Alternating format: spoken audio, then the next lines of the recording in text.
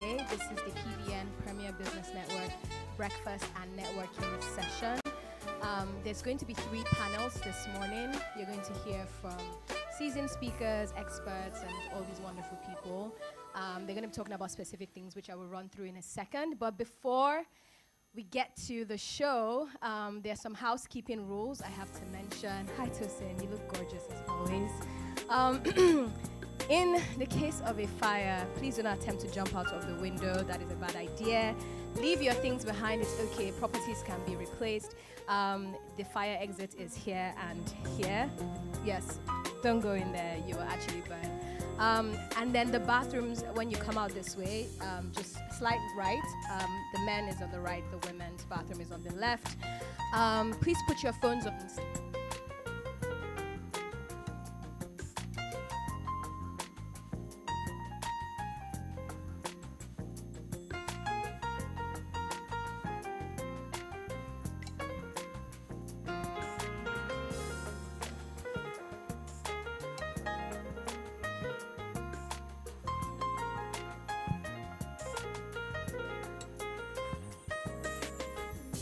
During each session, there's time allocated for short breaks, which I'll run through in a second. I would like to thank our sponsors. I'm going to start with our platinum sponsors, Sterling Bank and the Macallan. Thank you very much for sponsoring this breakfast. Yes, you can give them a hand clap.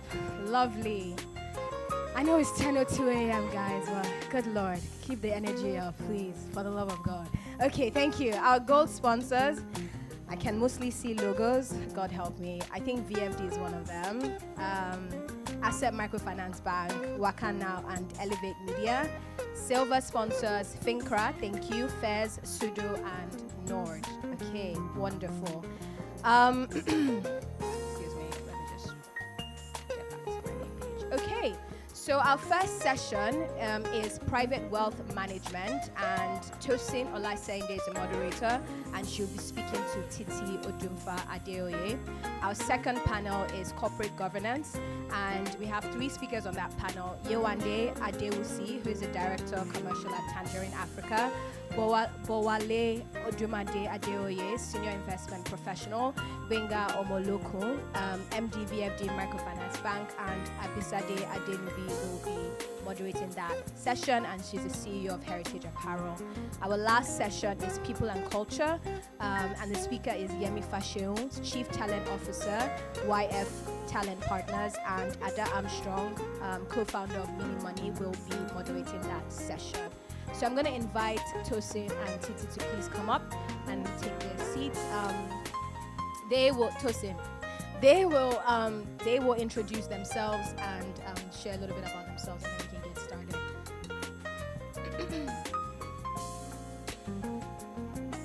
I believe this is a 35-minute conversation. Yes.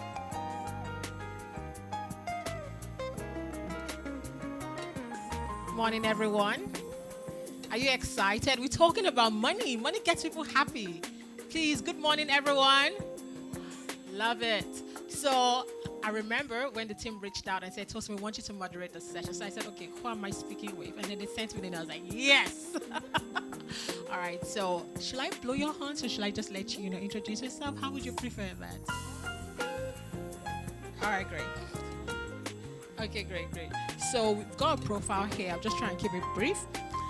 We can't keep it brief, but I'm just going to read this. So Titi Odufa Adeoye is the founder and CEO of Sankore. It's an investment firm with a global macro approach, as well as a focus on alternative asset classes such as real estate, agriculture, venture capital, amongst others. Sankore also provides investment strategy, wealth management, trust, and estate planning services to individuals and families. Now, prior to Sankore, Titi honed skills at firms like Goldman Sachs, Zenith Capital, where she was responsible for investment strategy, asset allocation, portfolio optimization, and fund management. Her area of expertise is strategies for the creation, growth, and preservation of national, family, and individual wealth, and has contributed actively to thought leadership in this area. Titi holds an MBA from Harvard Business School and a BBA in accounting from Howard University. She serves on the boards of FCMB Pensions, Carbon, Tuno Technologies, and the Nigerian Higher Education Foundation. Congratulations. You're welcome. Okay, great. Today we'll be talking about wealth. My name is Oluwatosin. I'm the founder of Money Africa. Money Africa has one vision. We want to share money in the simplest way. Just think about an evangelist of money, and that's what we do. As a founder, I remember we did a post once on Money Africa, and we asked people, what did you do with your first salary? Now, a lot of people in the comment section, they were bragging, I've never gotten a salary. You know, what are you talking about? I was curious, so I asked a bit more. I prodded further. How come you're not getting a salary? And guess what? A lot of the people who spoke about not having a first salary, they were what? Founders. As a founder, can you just stress a little bit about how to create a personal wealth that is separate from your business and why this is important? Okay, so I think first, thank you for being the moderator. I've actually been following the work that you do, and it's amazing. So I really like this idea of like going deep into just sort of the true questions and considerations that people have. And I think maybe a lot of the founders that said that are definitely founders at the earlier stage of their businesses. And I'm not surprised. I mean, when I started my company as well, I didn't pay I had a salary on paper, but I didn't pay myself for over a year. I completely understand that. And so I think that with entrepreneurs, and by the way, just so I understand the room, how many people in the room are founders? Just so I know the split. Okay, so quite a few founders, right? What I think you find is that the personality of people who choose to go start a company is one that probably is quite risk-seeking to begin with, right? In other words, if you think about it, starting a business is not that easy. You're giving up certainty for uncertainty for a long period of time. And honestly, founders, I think, underestimate how long that takes. And the underestimation is also, it comes from over-optimism, which I think you need to be a founder. You actually need to believe that things will be easier than it actually will be. Otherwise, why would you do it? How many people know how much suffering and sleepless nights and not paying yourself that you will go through when you started your company, right? So because of that, I think that optimism that most founders have is actually what propels you forward, drives this vision forward. And so these founders have an all or nothing approach. They put all of their assets, all of their wealth into this thing, right? And I do think there's something to be said for that. It's not something that I would say you need to change within the first few years, because that fuel, that engine of the founders, just full commitment to the vision is actually necessary. However, many people do it for too long, right? The issue is, by the time you have been running a company for the first year or two, you really do have to start moving out into now thinking about something that's much more sustainable. So I can tell you, I've worked with a lot of founders on wealth building. Almost all of them put everything into their company at the beginning. And you kind of feel that if you have them change too early, it could actually end up affecting the potential viability of their business. So I don't do that. I kind of let them be, within the first year or two. But by year two, you have to now start thinking about your wealth separate from your business wealth. Because if you don't do that, you will actually run into a problem which will actually slow down your company anyway, right? If you start now creating, better structures, giving yourself a salary, right? What you are now doing is you're creating more certainty for yourself, which will actually allow you to take more risk, right? Because a lot of founders don't look at it that way. They actually think, oh, no, let me just keep going. I mean, it's worked so far. Let me keep going like this. And then they grow into this world where their company is their bank account, right? But when your company is your bank account and your company is already starting to do well, you will actually probably take less risk and make different decisions because now you're afraid of losing your bank account. But when you now create a separate pool of assets that is for you, that is for your family, you can continue to look at your business as a growth engine, right? and then you're able to continue to make the decisions that help your business grow. I've actually seen companies stop growing because the founder now just looks at it as like, okay, I don't want to take that risk. I don't want to do this. I don't want to do that. But if you actually separate your assets, then you'll continue to take that initial risk that got you to where you are. You kind of have to keep doing that in a smart way in order to keep the growth going. That's one of the reasons actually companies don't last beyond, there are some companies that 5 years they're done, 10 years they're done. It's because the founder didn't actually look at themselves as independent of that business entity. So I think the question that you're asking is very correct, it is really crucial as soon as you can, right? And sometimes as soon as you can is not the first year. Within that first year, you literally, like, in fact, I think sometimes it drives you to do better when you just put all in, and I've seen that. So definitely, I would say that's my answer for that. Love it. So the next question I want to ask you is, what does personal wealth mean to you? How would you describe it? How would I describe wealth? That's actually a good question. So there's, of course, what most people consider to be wealth, and then there's what, we're all told, right? You all know there's a politically correct answer that you're supposed to say wealth is, right? So in other words, most people actually think of wealth as money, right? But then we're also told that, oh, it shouldn't be money, it should be impact, it should be giving back, and so on and so forth. Well, I think when I think of wealth, I try to reconcile the two, right? Because the truth is, if I ask most of the people in this room, and I say, if you have $1 million, how much of it would you leave to the poor, right? I think many people, if they were honest with themselves, would be like, that's not the first thing I would do. And that's the truth if we were trying to not be politically correct, right? But we know what we're supposed to say, right? However,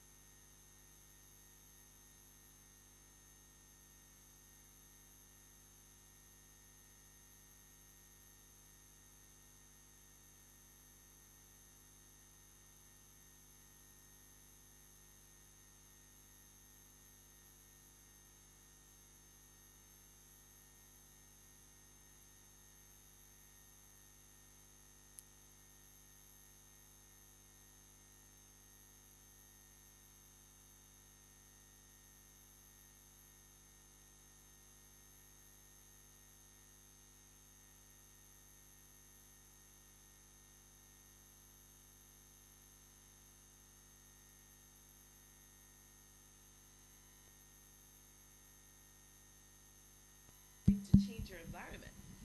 But most people now start focusing on their wants, right? And that's where I think wealth creation can go awry, right? Because I'm sure many of you took economics in school. You remember the concept of diminishing marginal returns. I actually believe that there's a level of wealth that you can get to if you don't apply your wealth building towards those needs. You can actually go into diminishing marginal returns. where every additional amount that you pile up is not actually leading to anything long term, right? So your children, your grandchildren, there's no sense of security there. You have no idea how they will do because you didn't take care of the environment that you're building the wealth in, right? So I definitely do subscribe to, I'm sure many of you have read about the golden age of American capitalism, and you've heard of people like Carnegie and Rockefeller and all these guys. Well, Andrew Carnegie actually wrote a very influential piece called The Gospel of Wealth. I'm sure some of you may have heard of it. And it was published in the papers, and it was the first time that rich people were challenged to think of their wealth beyond just themselves. Now, this is, we're used to hearing about Americans giving back and all, the giving pledge, all these things. They weren't like that at the beginning. They also were living in a developing country, so they were much more selfish at that time, right? But this is a point where one of the richest men in the world was telling them that they needed to have responsibility with their wealth, right? And it was the beginning of rich people in America starting to think about more than just piling up cash for themselves. Because if rich people in America just piled up cash for themselves, America wouldn't be what it is today. In Nigeria, we're very fond of thinking it's the government's job to do everything. I can tell you, great countries are not built because the government did everything. America was built by entrepreneurs, by founders, right? So what are the most popular schools that you guys know from America? It's not the universities created by the government. It's the universities named after people. Harvard, Yale, Princeton. Have you noticed? They're named after people. Right? It's the other schools were built much later. The University of Minnesota, University of Maryland, all these schools were created by the government, right? After founders had already built schools. Founders built hospitals. Founders built the railroads, right? All of the infrastructure that you see was started by founders. The government just came to catch up and keep it going and maintain it. So I think that's the point, I think, is that being aware that if you think of your needs as including just sort of sustainability and lasting wealth, and wealth that, can pass on and become more than just cash and a legacy, think about it like a new Range Rover. It just, these are the things that I think confuse us between needs and wants, right? The truth is we need much more than we actually think we do, right? And so I think that's how I define it. It's a definition that helps direct me.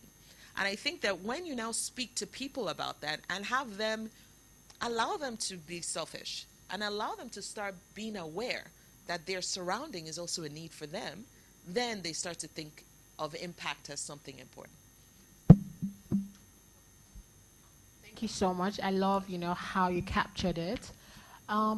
With our work at Money Africa, and a lot of our target market are young people between the ages of 18 to about 30. We get more people, but that's like the primary part of it.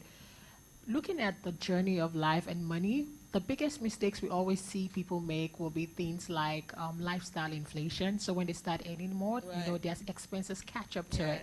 But you've been in this field for a longer period of time. You've dealt with, family wealth and all of that. What are things that we should actually, because when I told myself we're going to have a conversation today, I wanted us to have honest conversation, something that people are going to walk out of the room and remember, and it's just going to stay there. What are those things that we should all start being careful and start watching out for, So we don't want a situation where 10 years from now we say, I wish I knew, What would you like to share with us from your experience, what you've seen over the years? So, and I guess, there are different types of advice that are necessary for different groups. So if we're saying it's for younger people, I think definitely one of the major pitfalls, I was actually just talking to someone on my team about, we started creating these investment strategies that are tailored to where you are in life, right? So we have something we call millennial wealth strategies, right? Again, I'm sure there's other people in this room that are non-millennials. I'm not a millennial. But we find that there's certain strategies that work, that kind of help us understand millennials and the way they think, and also certain strategies that help us understand Gen X and the way they think, and even also like the Zillennials and so on. So with millennials, which that space that you talk about, when I speak to millennials, and I definitely admire just sort of the way they are. Me and people my age, we always joke about the fact that this idea of changing Nigeria, we're much more complacent, right? There's the fact that we're just used to things not working, whereas it seems like millennials just will not accept things not working, which I think it actually positions them really well for change.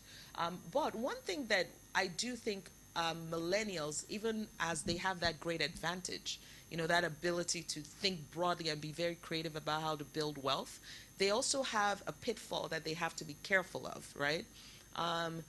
Many of the younger millennials don't actually live in Nigeria properly. And let me explain what I mean by that. Because they're like the first group of people who really grew up on social media, right? And again, people my age, we didn't start social media till like our early 20s, right? Facebook came out when I was 20, 22 or something like that, which means millennials, they were like in primary school, right? They were literally bred on social media. And what that means is their sense of reality is actually global. They're not necessarily, and I'm talking about just sort of the type of millennials that are interested in your services and so on, which means they're a bit more educated, more, right? They have a bit more exposure, right? Because again, it's a poor country, let's always remember that. But they live in a global world that's dominated by the viewpoints of global millennials from the first world, right? And these global millennials from the first world have a very different circumstance from Nigerian millennials. Let's not forget, global millennials, their parents are Gen X and baby boomers in America, who, by the way, have something like 70 trillion in assets, right? These guys are rich, right? So global millennials are the children of rich people. They can afford to do things that Nigerian millennials cannot. They can afford to be like, oh, I don't want to work. I want to do van life. I want to drive around America and like explore, take pictures for Instagram. They can decide to just be much more flexible, and because guess what? It doesn't matter. Their parents have a house that they, have property that they're about to inherit. Like the amount of wealth transfer that's about to happen in some of these countries is staggering, right? Many of these people, their baby boomer grandparents are going to leave them a house worth $1 million, right? Let's be aware that these are the people that dominate the culture on social media, right? Our country is not the same. Infrastructure is not the same. Education is not the same. Nothing is the same. Unemployment in America is barely 4%. In Nigeria, youth unemployment is 30-something%, right? So the realities are different. So there is the pitfall of reading things on social media and being like, oh, that applies to me, right? In other words, if you're at a company and you're like, oh yeah, I'm reading online that all these millennials that work at Facebook are demanding all these benefits. I want those benefits as well. The truth is, employers here, if you leave, they will replace you tomorrow. You know what I mean? So the way that I think millennials have to be in Nigeria is one where you're very aware of the realities of the country you live in, while using that superpower that you get from having a global mindset to build value, right? So that's a really important one. The mindset is a really important thing to be aware of. Be very aware of the realities of the country that you live in. Now, to come to practical things about money, one of the things I realize a lot of people also don't do, because also global millennials, some of them, just don't save as early as they should. I already explained why they can do that, right? Their baby boomer grandma is going to pass in the next 5 years, they will be fine. But you as a Nigerian millennial better start investing early because time is on your side, right? And if you don't do that, like, the viewpoint on social media is enjoy life, travel, experiences, stuff for Instagram. You have to be aware that you may not have that social safety net, right? And you have to do things a bit differently. And investing early is a really important pitfall because you have the benefit of time, right? And then in addition to that, it's being very careful of extremely high risk things, Ponzi schemes and all of that kind of stuff. That's another thing that you see. When people are already rich, they can put 100% of their money in Bitcoin, right? Like you as a millennial in the US, as I said, you still have that house coming, is worth $1 million. So if you have $20,000 and you want to put 100% of it in Bitcoin, it may make sense for you. But you as a Nigerian millennial, you don't have that $1 million house coming. So 100% allocation to crypto is not a good idea. I see a lot of that, like people saying that those type of assets are the things you need to do to. Again, we've actually always been a firm that really, believes in digital assets and all of that kind of stuff. So we were one of the first houses to actually do research on it in the market. And we told people, this is a great asset to invest in, but it should not be more than 1% of your portfolio, right? 1%. It's extremely volatile, right?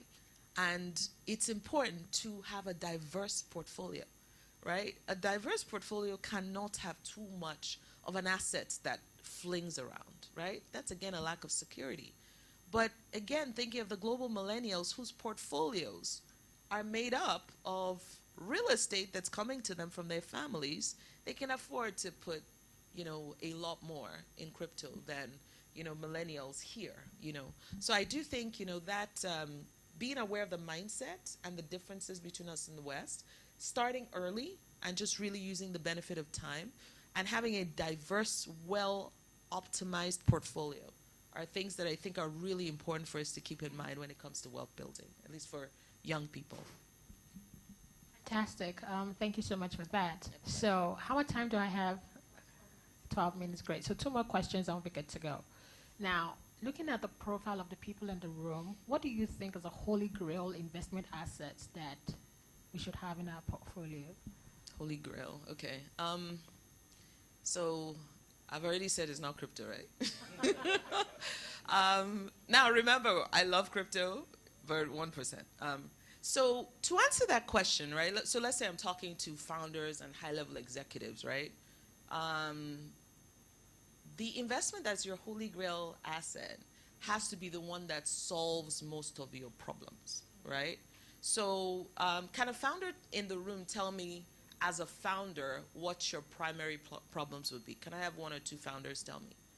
Any founders want to volunteer? As a founder, like, what do you think is part of your day-to-day challenges from an investment or wealth building perspective?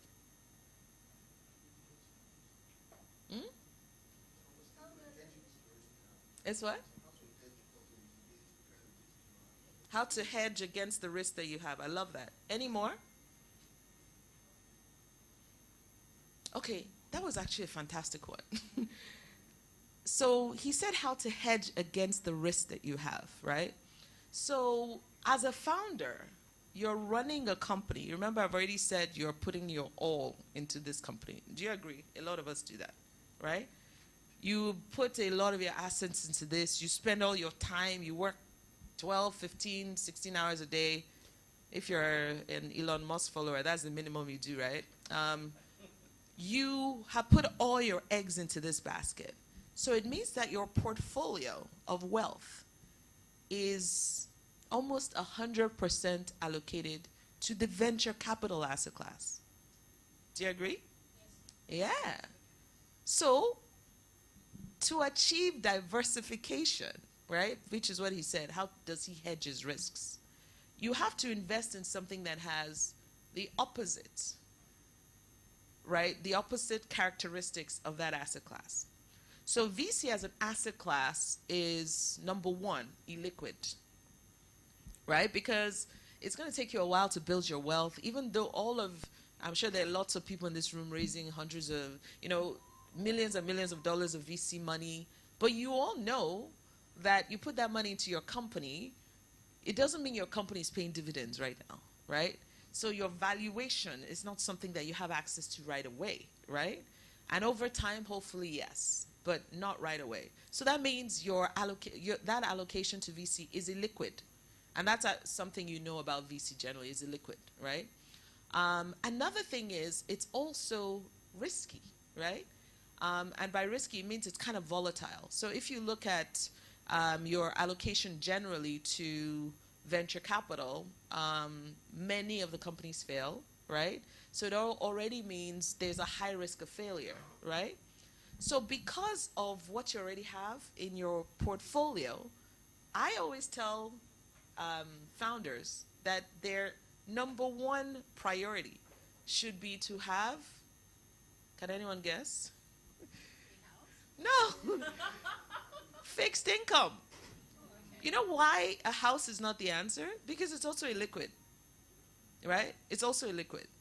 So the problem actually, and we see lots of portfolios, the biggest problem that we see in the portfolio of Nigerians is illiquidity. So, and it's not usually, it's either VC, if it's an entrepreneur, it'll be VC, right? The fact that they have a strategic holding in their own company, right? And that is illiquid. Or if it's the average everyday high net worth individual, something like 60% of their assets is in real estate. And that real estate, because Nigeria is a very low yielding country, you're barely getting 3%, 5% on rent, right? So we will see people who are worth $1 billion, $2 billion, not be able to pay school fees, right? That can happen, right? Because you have your children in London and it's expensive, and you're collecting naira, and maybe someone didn't pay their rent on time, right? So illiquidity is actually pretty much your number one problem. So going to buy a house is actually not the answer. You need to pile up fixed income and immediately start setting it up where you just collect like a return, like income. Just keep the principal, but that even gives you a sense of security. What it does is you start to see that, hey, as I pile up the fixed income even more, I can now live off of the income on it. That pays my children's school fees, that pays our house rent. I actually even typically tell Nigerian founders not to buy real estate until much later. Because, I mean, look at it, if you were to buy real estate in Nigeria, I mean, you spend, I don't know, you spend $100,000 on a place, in 5 years is probably going to be worth a fraction of that. So honestly, real estate in Nigeria, in most highbrow locations, is an emotional purchase. That's it. So I typically tell people, just rent. So think about it. A 3-bedroom in Ikoyi, let's say, how much does it cost? Does anyone know? 3-bedroom in Ikoyi. Anyone know? To buy it. Aha, there we go. 150 to 180, something like that. If you take 150 and put it in fixed income, you will get now, based on where things are, you will get something like 20 million a year. But you can rent that same 3-bedroom for 12, right? So why bother? Like, why bother buying it, right? You can buy later when you now feel like, oh, I don't mind. It's a bad investment decision, but I want to do it for peace of mind, right? But at the beginning of your wealth building journey, it doesn't make any sense to buy expensive real estate in Nigeria. The only real estate that makes sense is stuff that will appreciate, and Ikoyi will not appreciate, I can tell you that. It's full of empty, like fundamentally it's not set up to appreciate, right? So point being that really, you're already liquid, you're already putting all your eggs into that VC basket. You've got to be trying your best to build up fixed income, because that's actually what over time gives you that peace of mind in order to be able to continue to take risk in your business and grow your business, right? So I'm sure you were expecting something much more esoteric for that holy grail investment.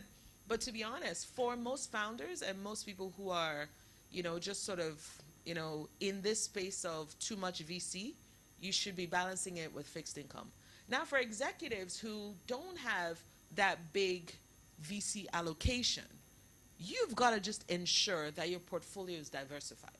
Because as I said, people in Nigeria do tend to veer towards illiquidity. You buy a bunch of real estate, and so your portfolio is 60% real estate. You're not collecting rents constantly. That's a pitfall to avoid. It's actually even better to buy foreign real estate, rent that out, and use that to pay rent here. You know what I mean? And literally, that real estate there will appreciate, and it's in USD or pounds, right? So the capital appreciation will actually be worth something. So anyway, I think that's the thing, is like, for the executives, for diversification, you make sure that you still have fixed income, right? Then you also make sure that you have some allocation to real estate. We usually tell people real estate should really be only around 20 to 25% of your portfolio, but you should also get exposure to global real estate. It doesn't have to be just Nigeria. In Nigeria, there is real estate that makes sense, but it's not in the highbrow areas. So but that's the thing, how many of you want to go and buy in Ikorodu? Or like, those are the places that make sense.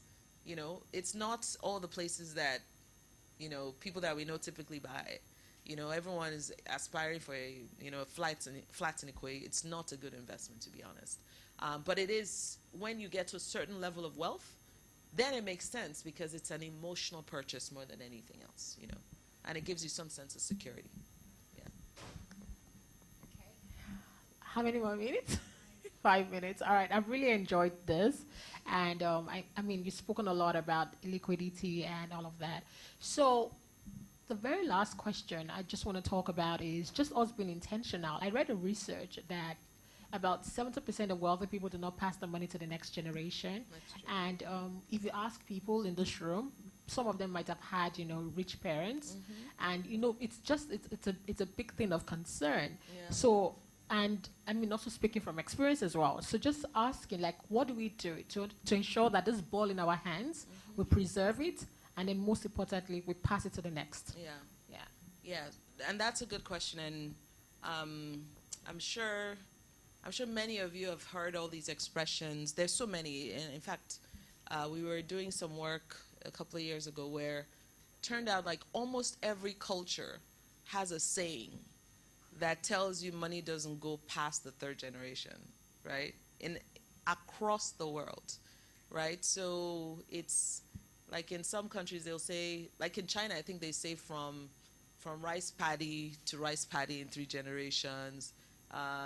In England, they'll say from shirt sleeves to shirt sleeves in 3. Like, pretty much, it's almost like this accepted circle of life thing, that you have the rich grandparents. By the time you get to the children, the money just falters. And by the time it gets to the grandchildren, it dies, So, and if you think about it, think about the people who were rich when you were kids. Maybe not the very young people, but at least people my age and around there. And I'm in my mid-40s, right? And if you were to think about the people who lived in Old Ikoyi and all of that, right? They're not the same people who are rich now. It's not, half the time it's not even their children, right?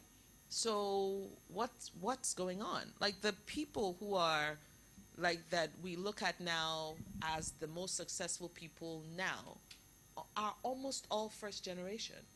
Have you noticed that? The Dangotes, the banking magnates, all these guys, they didn't get it from their parents. How come? There are actually only a few examples of wealth passing to the second or third generation in Nigeria. I only know a few. Does anyone know the most famous one? Do you guys know any that have made it to 3 generations?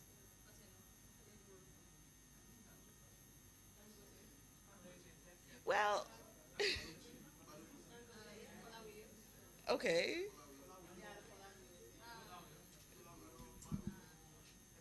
Yeah, FCMB though. FCMB is many of those are in second generation. Well, like take for example, all his grandchildren are probably not old enough to run the business yet. You know what I mean? So I think until you get like a third generation where they are actually Now, so I don't know if you guys have heard of this powder called alabukun. Huh? Dantata. Yeah, there are few. You know what I mean? Have you guys heard of the odulates? Yeah. So there's this powder that apparently is like super popular among the masses called alabukun, right? It was started by Jacob Odulate in like over 100 years ago. Yeah. And that business still runs today. Today.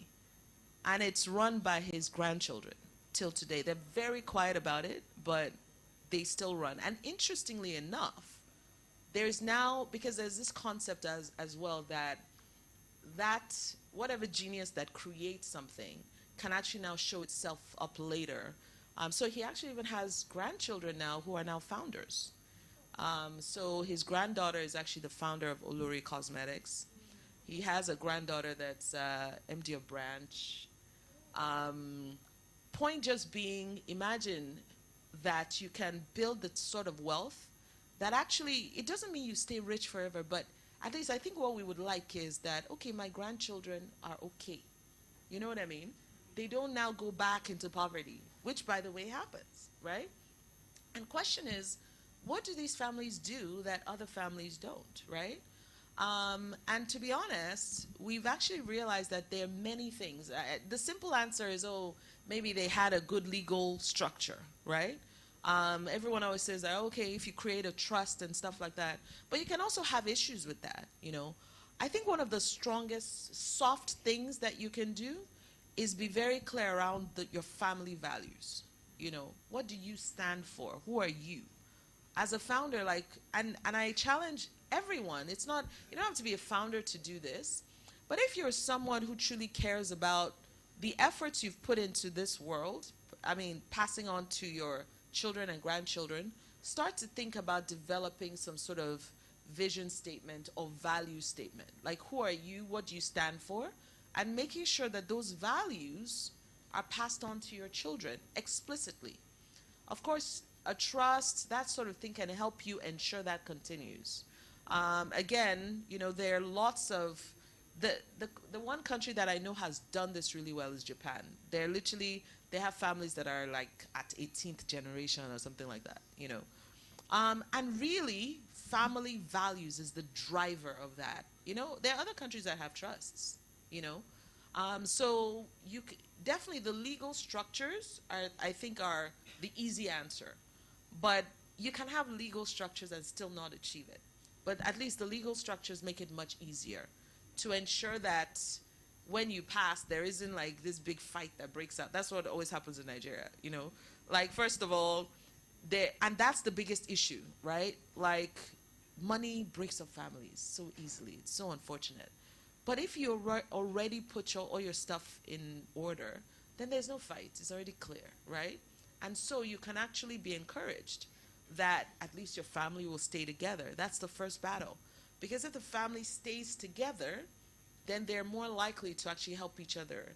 And breaking up the wealth is a bad idea. Because think about it, if you have, let's say you have a house, like, or a commercial building somewhere, right? And that is generating income for the family. And then you now decide, oh, let's sell it and give everyone cash. Everyone will spend their cash in 2 years, and then the wealth is gone, right? So that's what the trusts and all this kind of stuff help you do, because it helps you maintain that family asset for future generations. So I do recommend for everyone to start looking into those sort of structures, because it really helps you pass on wealth.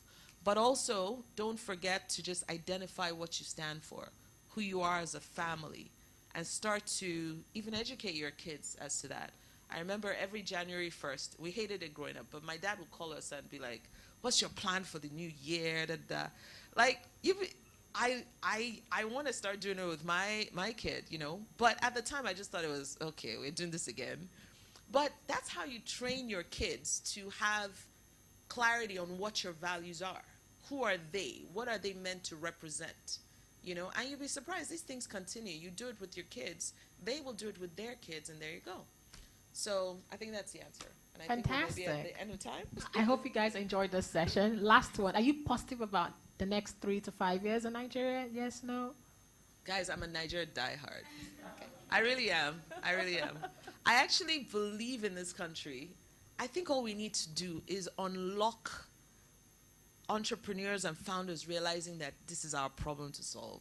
And this country will fly. Like Africa is the future. And Nigeria is the biggest country in Africa. So we're the future. So I really do believe that. Yeah. Thank you. Thank you, Tosin. We have time for 2 questions. Yeah, but we have to keep it quite brief just because that we have to move quickly. So we're going to take 2 questions. I'm going to steal the first one. But does anybody here have a question they would like to ask just based on the session? No? Okay. So I actually didn't think I was going to ask a question until you started talking about real estate and investing and buying and all of that. So we have a family business, is real estate. My father is late, so my mom kind of took over. And you know when you said if people don't pay rent, then everything just scatters. So each time we have that conversation and she's like lamenting about rent being late and understanding that her target audience are middle-class Nigerians who are earning salaries, right? I just keep thinking, I don't think this is working, right? But because I'm not a business person, I don't know how to communicate that. We need to figure out how to turn this business around because at some point she's going to retire and hand it over to us. So I'm thinking, how do my siblings and I begin to think around real estate, renting in Nigeria, in Lagos, and trying to like turn that around, yeah. That's actually a good question because I see this quite a lot. Nigeria is one of the few places where rich people don't always have the benefits of being rich. In other words, I'm sure many of you that rent know that the landlord personally. That is the first thing I think needs to change.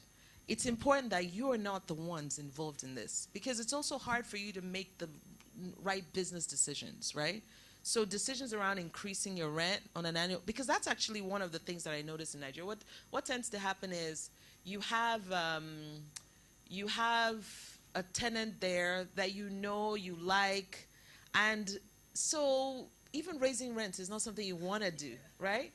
But then what happens is inflation happens every year, but you don't, and then one day, 5 years later, you realize you need to increase the rent, but by that time, you need to increase it a lot to even take care of the building, right? And that always now leads to contention, and then people not paying the rent. Truth is, you should have a property manager who increases the rent by a small fraction every year. You know what I mean? So you're increasing it 3%, 5%, versus coming 5 years later and jacking it up 20%, which is what everyone here does, right? It's not a good idea, and it's because of the lack of professional management. And people, first of all, would think, oh, the professional managers, they take 10%. It's worth it. It's worth it to separate you from that day-to-day, And the professional managers will then not worry about helping you find new tenants, because that's another thing. Who has time to be finding new tenants? You're worried about the quality of the new tenants. All of this should not be your worry, And then all of these things lead to the building itself not being taken care of. Then the people who live in it then fix it themselves. Then they're like, how can you raise my rent when I've spent all this money on your property? You know what I mean? All of that entire vicious cycle would stop if you just gave it to professional managers. And professional managers will have a small pool of assets that's set up for maintenance. Painting we don't paint. It's terrible. Just the basics of just maintenance, And that way you will always be able to get premium rent, right? So my first advice, literally you need to farm it out. That's it. Stop doing it yourselves. And just oversee it. Sit on the board. That's it. Yeah. Okay, thank you so much. You're welcome. Okay, Yazuma. There is a question from Okay. What's the holy grail of fixed income? The holy grail of fixed income. Oh, that's a good question. I love African Eurobonds. Now, how many people, everyone knows what Eurobonds are, right? Who knows what they are? You know about them, okay. So Eurobonds are USD denominated debt of, and by the way, you can have them for corporates and you can have them for governments and so on. But they're typically actually bought by foreign investors, right? And the thing about foreign investors is they overestimate the risk of African credits, right? So I'm sure some of you heard Ghana just went through a big issue. And all of you guys hear all the time, oh my God, we have so much debt and so on and so forth. The truth is Nigeria's debt as a percent of GDP is not that high compared on a global basis. Our problem is actually revenue. It's not debt, it's revenue. Countries like Japan have like 3 times GDP. We have something, like we have a fraction of that. The issue is we just don't make enough money from taxes and many other sources to be able to pay back the debt. But because of many reasons, foreigners actually look at Africa as a very risky place. So because of that, the yields on these things are actually quite attractive. So fixed income in much of the world, you're getting 2-3% with USD denominated debt of some African countries, because again, there's some that are risky, but Nigeria is actually a really good credit. You're getting north of 10% in USD, right? That is what I consider to be within fixed income, just sort of something really good and amazing. I mean, right now you can even get more. EcoBank, I think right now is probably paying something like 12 or 13%, and stuff like that. So those are at least some areas that I think is worth looking at. Thank you. Yeah. You had a question? Just All right. Great talk. So I'm going to go away slightly from the direction. So you talked about us. For some of us who've looked at real estate as a midterm focus or view from whatever we make from our startups today, you've now kind of shifted us away from that. So real estate's out of the way. Not out of the way, but again, plan B or CD. The other one was what? Crypto. I know a lot of people who fell into that pit. Yeah. So if we don't do fixed deposit, what else can we look at? Again, I do think that, first of all, there are lots of investments, many asset classes. I think that, what tends to happen though, at least with a lot of very young people, and by very young, I mean maybe under 30, there is this desire to take great risk, right? Maybe because you don't have as many obligations, you don't have lots of kids, so because of that, you see people being susceptible to certain things, right? So the return expectations are very high, I think, is what I tend to see. People want to double their money, and that's what makes people go into those kind of things. If you have more normalized expectations of return, there's so many things to invest in, and I would say to people, be aware that, 15 to 20% returns are very good. And I'm talking about even in Naira, right? Like when you get to the high end of that, you are even somewhat comfortable taking some level of Naira risk, right? Over the long term. So 20, 25, places like that. So there are actually things that I always recommend for people to join an investment club. Because there are actually things that you can do together. I talk about not going to buy finished real estate, but one of the best things you can do in Nigeria is actually to do a real estate deal. You know what I mean? Now that's something you may not have time for as a founder. That's why I said do it via a club or something like that. But there are lots of things to do that can actually give you really high returns. Those sort of things you can do 40 to 60% returns over maybe 2 years or something. And it's fun because I also realize one of the reasons people like all these highly speculative things is there's a fun element to it as well. Even though it may not make sense, they like, being on the edge of their seats and watching but you can do that in a way that is not as likely to lose you money. And I think an investment club can help you do that. Like, think through deals. There are people who are part of angel networks. That's also a great one because you can do some VC deals. Now remember, you already have a lot of VC exposure as a founder, so think about that as well. That's why I said the liquidity is your number one. But there are other things you can do. Real estate investing, where you are creating the real estate, is actually a very good way to get good return in this country. And it's not so hard to do. I know there are platforms like Tosin's Money Africa. There are companies similar to that actually enable people to do things together as a group, So I do actually suggest that you do things like that because there's so many opportunities in Nigeria, you know.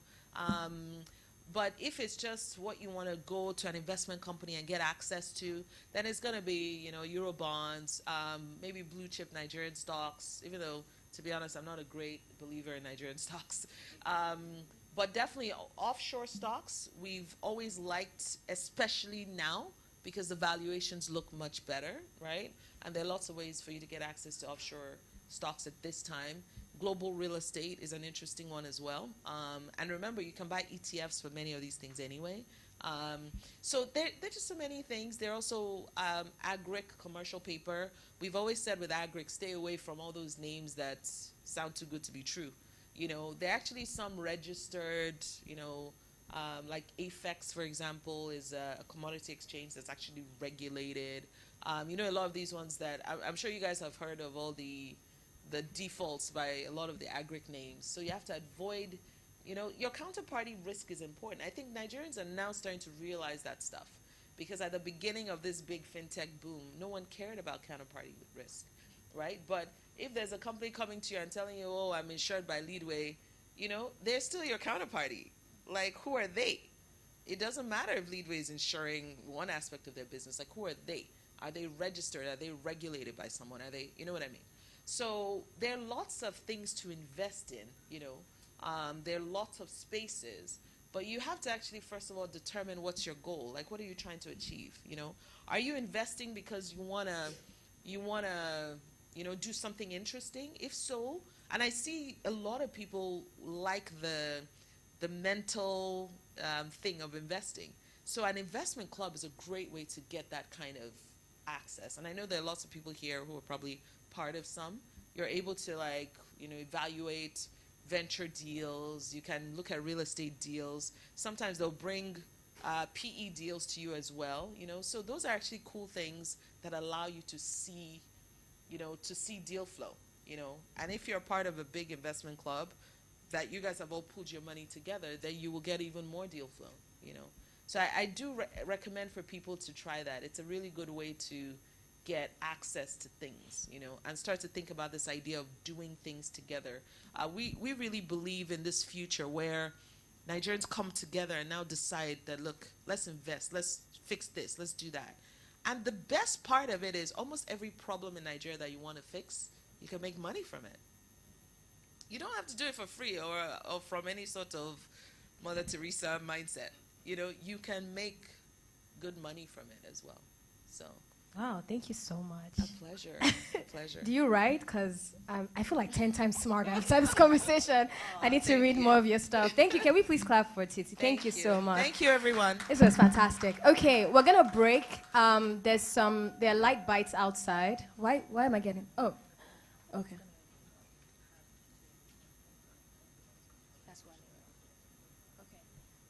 I lied. We're not going to break. I'm going to have Wale come up and give us a sponsor message. Yes. Because you have to leave for something, right? Yes. No? You're not ready? Okay. Yeah, I'm going to... Are you ready? Do you want to give a message? Apologies.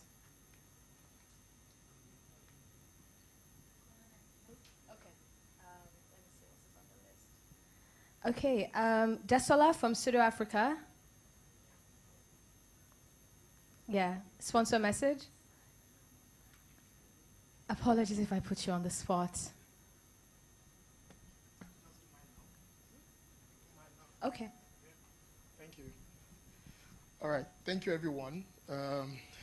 This is being on the spot. So Wale Olajubu is my name. I'm the managing director, Asset Microfinance Bank, one of the top 10 fastest growing microfinance banks in Nigeria today. I've seen a couple of my competitors already. It's fine. And I'm also the managing director, CEO of Swift and Allied Partners. That is an investment banking firm. And by the way, I have a very giant ox to grind with the woman that just finished.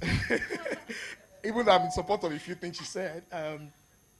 So I'm happy you talked about real estate. And I know that I was speaking with somebody in my office a couple of months ago, and just exactly what you said about real estate was what I told her, and it's something you should do, but you should, if you put your money in lending, for example, you are going to make maybe 3 or 4 times than you just letting this money stay down there. And one thing I don't like people say, I don't like to hear it, a lot of Yoruba people always say, Ile ara mi ni. I mean, you would have heard that a couple of times. It is my house. So it's your house, so how much are you making on it? Benga, stop looking at me. So what we do at Swift and Allied Partners is we help you to invest your money. She spoke to fixed deposit. As at today, I am willing to, if I'm doing promo today, and I am willing to give as much as 20% on investment, 1 year investment, if you are doing with me 100 million naira and above for 1 year. Please, somebody should clap for me, please.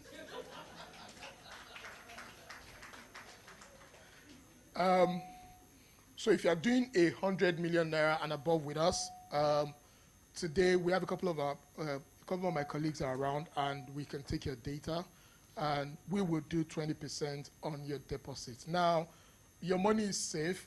We are regulated, and your money is coming back to you. So, madam, please, where is she? So bring your customers to us and encourage people to invest with us. Now, going back to asset microfinance, one of the things that we do, and we do very well in Nigeria today, is travel loans. I think in the market today, we are probably, if we are not the biggest, we'll probably be the second biggest company doing travel loan in Nigeria today. There are 2 types of travel loans. The other one I'm not really proud of, but we do it. The Japa travel. You probably know that. In the market today, we have 15 billion naira in the market today right now. And in the regular travel loan, where if you want to travel, and I know I'm not speaking to the founders here, but if any member of your family wants to travel and the money is not, they don't have the cash right now, you can save up for it. 2 months, 3 months, but my company will pay for your ticket, and then you can save up for it. No matter how much, whatever the amount this ticket is. I know Wakana is my competitor, that's fine, but we will give you better rates.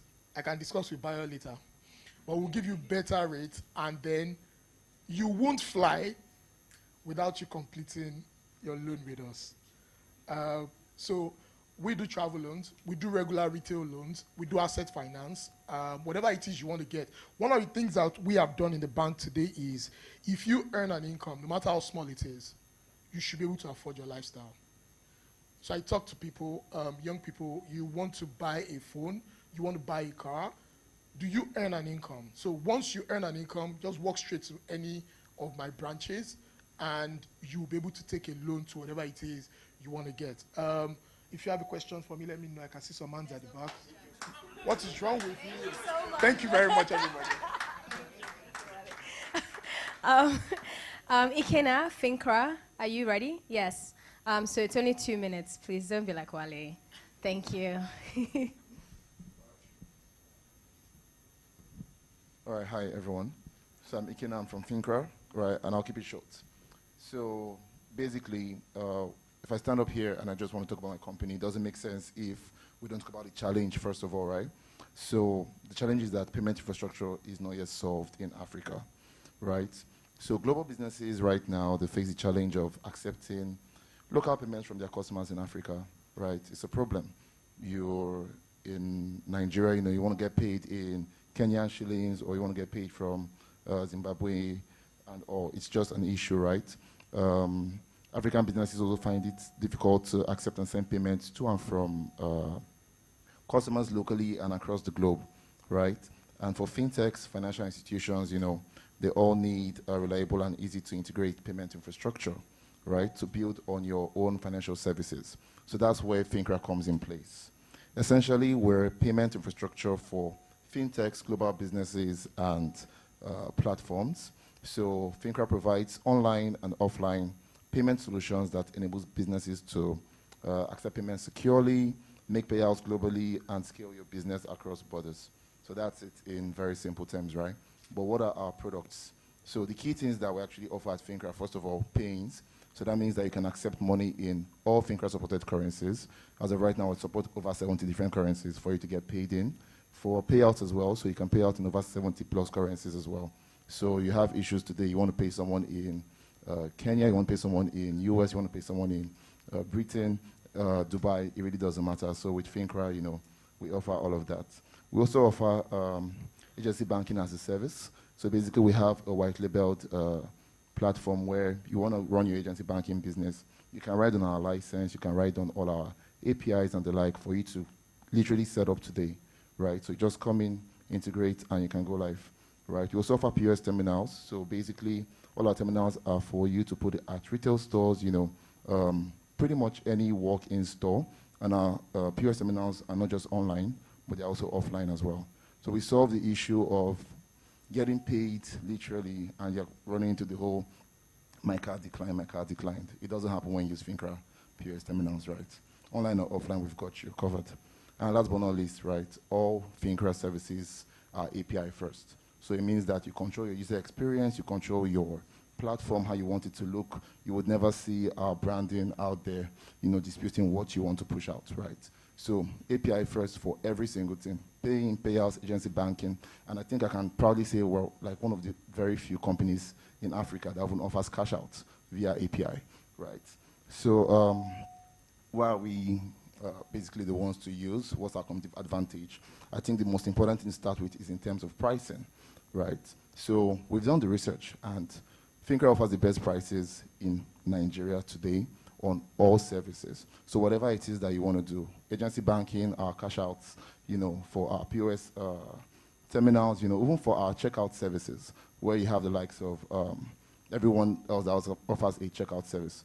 Whatever you currently get, we can go lower, right? We've checked it out. Also, we are an all-in-one platform, to handle the cross-border problem. Literally, we've done 50 plus integrations so that all companies can do just one, which is very, very key, right? And we've also basically ensured that we have a dedicated customer service and support for all our merchants, right? Because at the end of the day, their experience is basically what lets us grow. And I'll wrap it up by simply saying that it takes 2 minutes to sign up on FinCra. So just visit our website, fincra.com, get started, right? Go through your KYC, and that's it, you're on board. So you can get access to all our APIs for free, integrate into your system, try with our sandbox, and go live. Literally, it takes like 15 minutes to just go live, right? So that's pretty much it. And if you want to know more, just reach out to support@fincra.com or check our website. Thank you. Thank you so much. Okay, so we're going to move into our next session. We actually need 2 more chairs up. So Abisade is going to be moderating this session, and the panelists and speakers are Yewande Adewusi, Bowale Adeoye, and Benga Omolokun. So if you guys can come up, that'd be great. Hi, Ife Dari Johnson. Yeah, please clap for them. It's not easy being, on the hot seats. So yes, I think Abisade can stay at the very edge, and Thierry can stay there.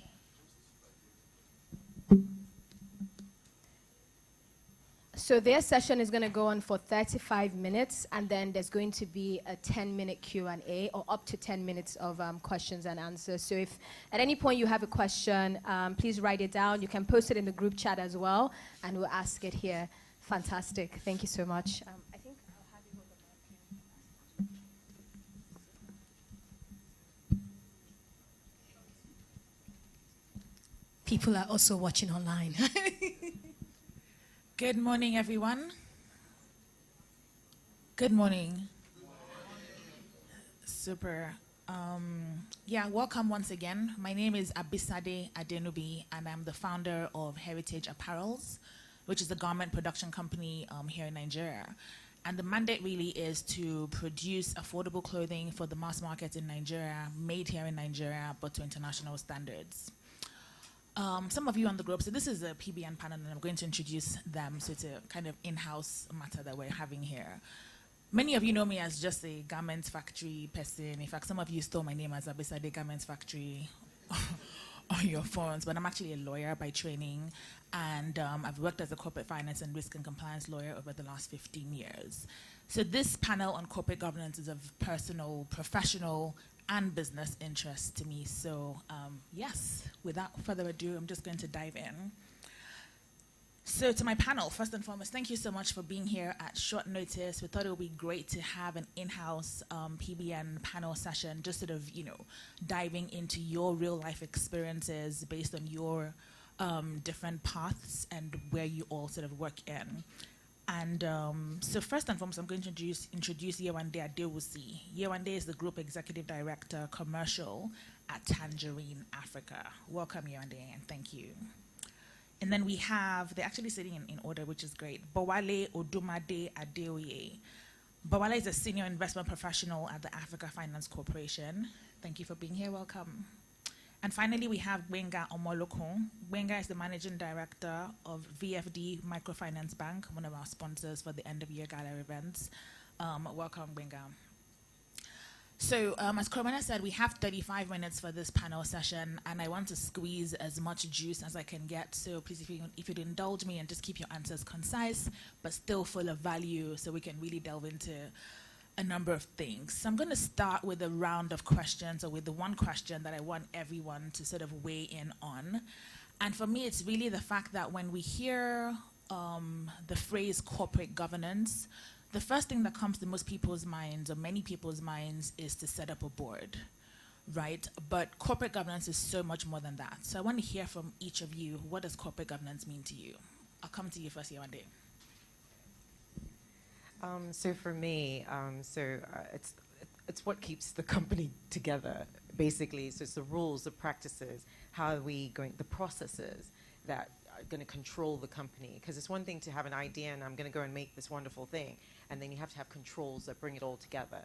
So the board of directors set those rules and practices that is going to control. It's almost like what's going to control. We talked about founders when they're that one-man business. What are those rules that are going to control you? They're going to keep the business going, and sustainably as well. Compliance, things like that. How will the people work? So for me, it's the rules, the practices, the processes that control the company and the people managing it day to day. And it has oversight and direction from the board. Barley. Thanks. In addition to what Yewande has said, I see corporate governance as the system which he has described. But this system is effectively expected to do what is in the best interest of the company. But at the same time, bearing in mind the interest of all the different shareholders, stakeholders, such as customers, suppliers, employees, etc. Ultimately with the objective of balancing all the interests for the best interest of the company. And ultimately, the objective of corporate governance is to keep the company alive and to improve its financial and operational performance. Thank you. Gbenga. Okay, so that's the disadvantage of speaking last. Everybody has said everything. So I'll approach it from a different angle. I think for a business, that's when you start putting on your big boy pants, right? And it's actually a tone from the top, really, to be honest, that says, look, this is how, as an organization, we will operate. This is how we will be perceived by customers, staff, all our stakeholders. And it's also how you can lose your company, depending on, who is. So when you think about takeovers, all of those things, it's actually a corporate governance activity at the end of the day. So yeah. Okay. So what I'm hearing is that corporate governance is not just one thing, but it's really a whole system, right? A system that looks internally and externally as well. So internally to your staff, just basically the processes, the systems, the frameworks, the infrastructure that you have as a business that help you to operate sustainably. And then externally in terms of how your business is positioned from an external stakeholder and shareholder perspective, right? I'm going to stick with you, Gbenga. So as I said earlier, Gbenga is MD at VFD Bank. And for many of you who know VFD Bank is part of, a network of other investment companies and so on. And I happen to be familiar with the VFD startup story. And to me, it appears that you guys really took corporate governance as a matter of first principle. I feel like a lot of times people build their businesses and then they begin to sort of scramble around either when they want to raise financing or when they want to enter into partnerships, and part of the requirements are to have a corporate governance structure. But from what I've seen over the years, I feel like you guys kind of did it the other way around, where corporate governance was a real sort of, as I said, first principle, and you put that and you sort of built around corporate governance. Would that be correct?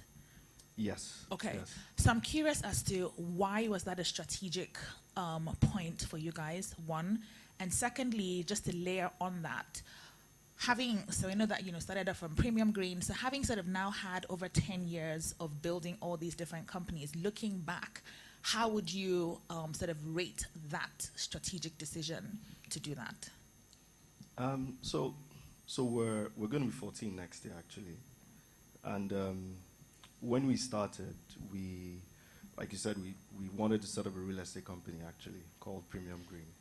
And the idea was that we were going to buy property and break it up into bits and sell.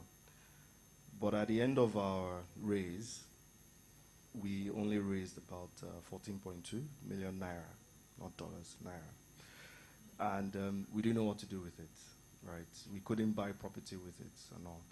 And I mean, very quickly, even in raising, I think I was saying this to someone recently, compared to what happens today where you have founder equity and everything, every shareholder in VFD was paid with cash. So all the founders paid everything in cash, right? So for you to do that, I needed you to trust me. And for you to trust me, you had to have a voice. So when we started, it was a shareholder-run entity, which means everybody had a voice, had a say. So you needed to be transparent, because if I showed you what happened to that 14 million naira when we started, when I come back to you and say, oh, this is what it is we've done, you could actually see it. I'm not coming back to you with a report. You were part of the process. You could see it. You understood it. There was some level of transparency. So when we come back and say, oh, you know what, we need to do another rights issue now, and we're going to do a private placement so that other people can bring in money, it was pretty easy because, okay, you had seen how things had happened. So I think in the internal famous words of one of my partners, so we didn't have money, but we decided to focus on structure and platforms, which actually allows you then raise money eventually. Super, thank you for sharing that. So one of the things that came across quite strongly in what you just said is the issue around transparency. And I feel like it's not that founders don't want to be, and tell me if I'm wrong, it's not that founders don't want to be transparent. Let me come to you, Bawale. So in your experience, what do you think is the thing that hampers that ability for founders to want to put in place these systems, these processes, these structures, these transparency mechanisms that would help them build that level of trust with all of their stakeholders? So I think the first thing is the cost, right? Because it takes money. Most of the time you need to get, for example, lawyers involved or an expert who understands and can build these processes. It's not all, I mean, they may have had the experience in-house, but it's not all the time, especially with young founders, that they have the capacity to do so. So cost is one thing, because sometimes there's not the capacity in-house. So capacity is the next thing. Because of course, the initial focus is, trying to build a product, trying to put together a team, and they feel that time is not time is a factor. So I think time is one thing, because again, you're balancing all the different objectives of the company and what you're trying to achieve.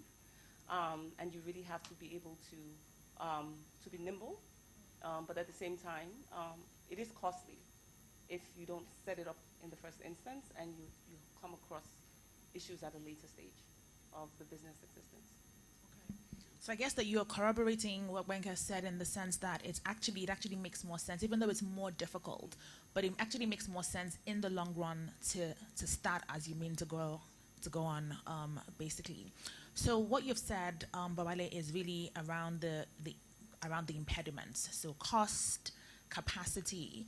So let me come to you, Yewande. So if that is the case, in the sense that founders have all of these different restrictions, they have these just limitations just by virtue of being founders and operating in these, really high risk contexts and scenarios. So you want to build a proper corporate governance structure that makes sense, but you have these impediments. What sort of growth plan from a corporate governance perspective can a founder put in place? Where should they start? What other sort of milestones should they earmark for themselves? So say, for example, by year 1, I want to have created a board, for example. By year 2, I want to have done X. What would those milestones be, and where should they start? Well, you find typically you have founders, they start off with, of course, the founders. They might have 1 or 2 investors. You rarely have an independent board member. So I would say that might be someone you want to bring in quite early on, because that's the person that's going to rein you in. They haven't drunk your Kool-Aid completely. So that you need someone that will check you. So that would be somewhere I say a founder should really start looking at very early. So in terms of this is my plan, this is my minimum viable product, this is how I'm going to go, the roadmap, very high level then. And what are we going to track? That's another thing you need. What are those KPIs? What are we going to deliver year 1, year 2, year 3, year 5? What am I going to make in year? What am I going to lose? I might not make anything, and that's also fine, so long as it's documented. And so in terms of processes, what am I documented? What are the if I'm in a regulated space, I hear a lot of payment services that have spoken and the sponsors and whatnot. So it's like, what does the regulator require as a minimum? Have you got what it takes to do? Have you put those in place? What do you need to report? The reporting. So you want to stay on the right side of the law, first of all. And I think sometimes in that race, the VCs come. You want growth. I want 5 million customers in 5 days. And it's like, okay, for someone that's like me, I can always look from the outside looking in. I'm like, okay, but what do I need to meet the regulators' requirements to do that? So sometimes you need to pause, and this is where I would say I like the VFD approach, because probably they came from the experience in terms of regulators going to come and meet you. it's not a joke in certain sectors. So it's better to have that in place. So for year 1, year 3, year 5, KPIs, what am I going to deliver? Customer, product, revenue, processes, staff. How many staff do I need to get to that revenue? In terms of the regulatory policies, at what point will they start coming to meet me on a monthly? What do I need to report? Weekly? What do I need to report? How will I be reporting it? And so and for my stakeholders, vendor management, it just sounds very, I was talking to one of my team the other day, and they were looking at me like I was crazy. I said, you brought me this, where's the 3 quotes? And she's like, why do I need to bring 3 quotes? I said, because I need to know that you're not, 1, you're not influencing the process. 2, that we're transparent. We have investors that are looking at us. Are we just picking my friend next door to supply? So things like that, we start that very early, because the teams, especially in young companies, those startups, the teams are quite young, so they don't have the experience and understand the why behind what seems so obvious, that we're buying this phone, let's just buy it, go to Mega Plaza and buy it. No. Did you go to iPhones at iStore, this one, that one, and present it? Because someone's going to come and look, and that's the board, and especially your shareholders and investors. Are you using their money the right way? So these are the things you need. And at some point, you also need to get someone that makes sure this investor wants to know you have someone in your team that can manage my money.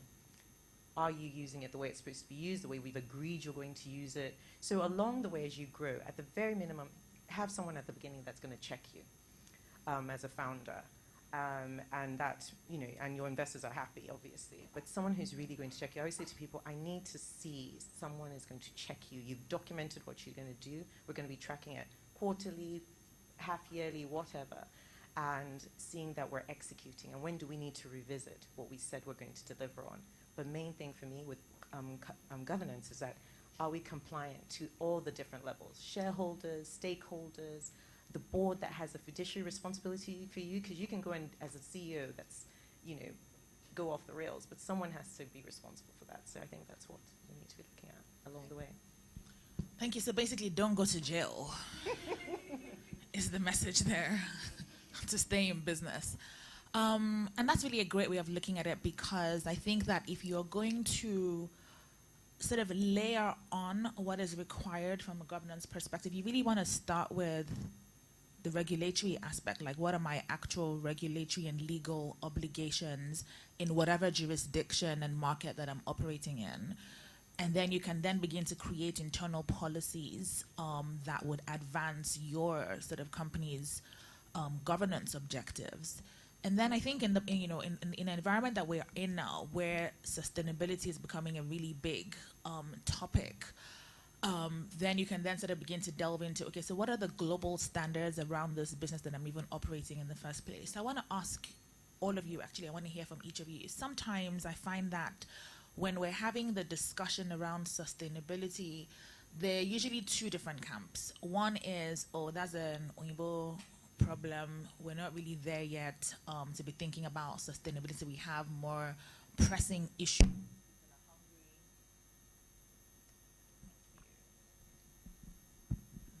Yeah, there's all these different things that we need to do. So sustainability is not one that we should really focus on as a key area of priority. And the other school of thought is really that, well, that's actually a fundamental thing that we need to build our businesses around. What are your views?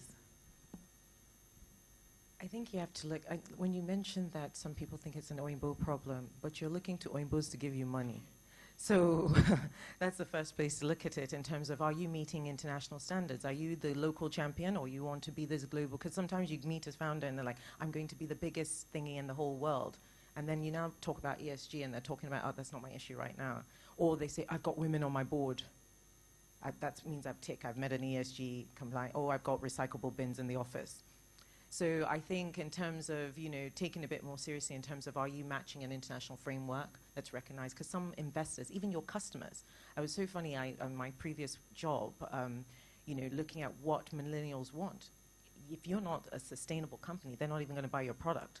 So these are things you need to start looking at in terms of your customer base as well, not just in terms of a document that needs to be submitted. But there are investors that if you're not have a recognizable ESG framework, they're not going to give you money anyway. So I think it's something that people should be looking at from the get-go as well. Thanks. I agree with that. I think sustainability is part of every business. Some can see it as an Oimbo problem, but I think the fact that you're operating in a developing environment, there's a lot of poverty around you, there's a lot of unemployment. I think things you can, you have to always look at job creation. How are you training and empowering and developing your staff? How are you managing energy and the natural resources? It's more relevant in some areas than others.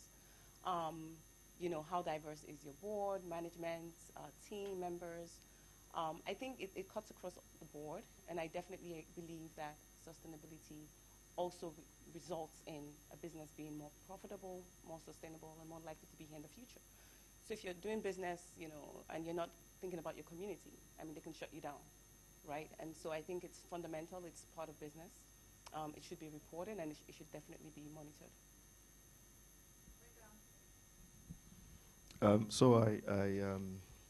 I think context is always key, right? I think it depends on the kind of business you run.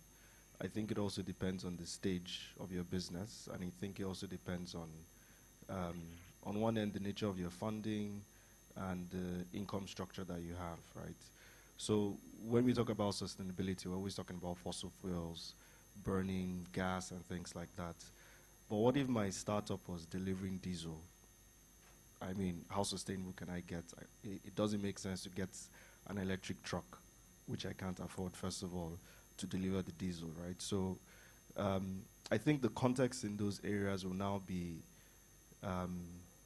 other areas around the whole ESG framework, right? So if my business is around fossil fuels, maybe I can focus more on equity, right, in the business and ensuring those kind of things. I can focus a lot more on how the business actually even gives back to the society. So I think context is always very important, so that we don't make it seem like if you're not doing one particular thing, then you're no longer viable. And also, read the room, go with the times, right? You can't. There's certain things that will really not work, no matter how much you beat it, right? It just will not work. So we need to read the room, be more realistic, but that context is key.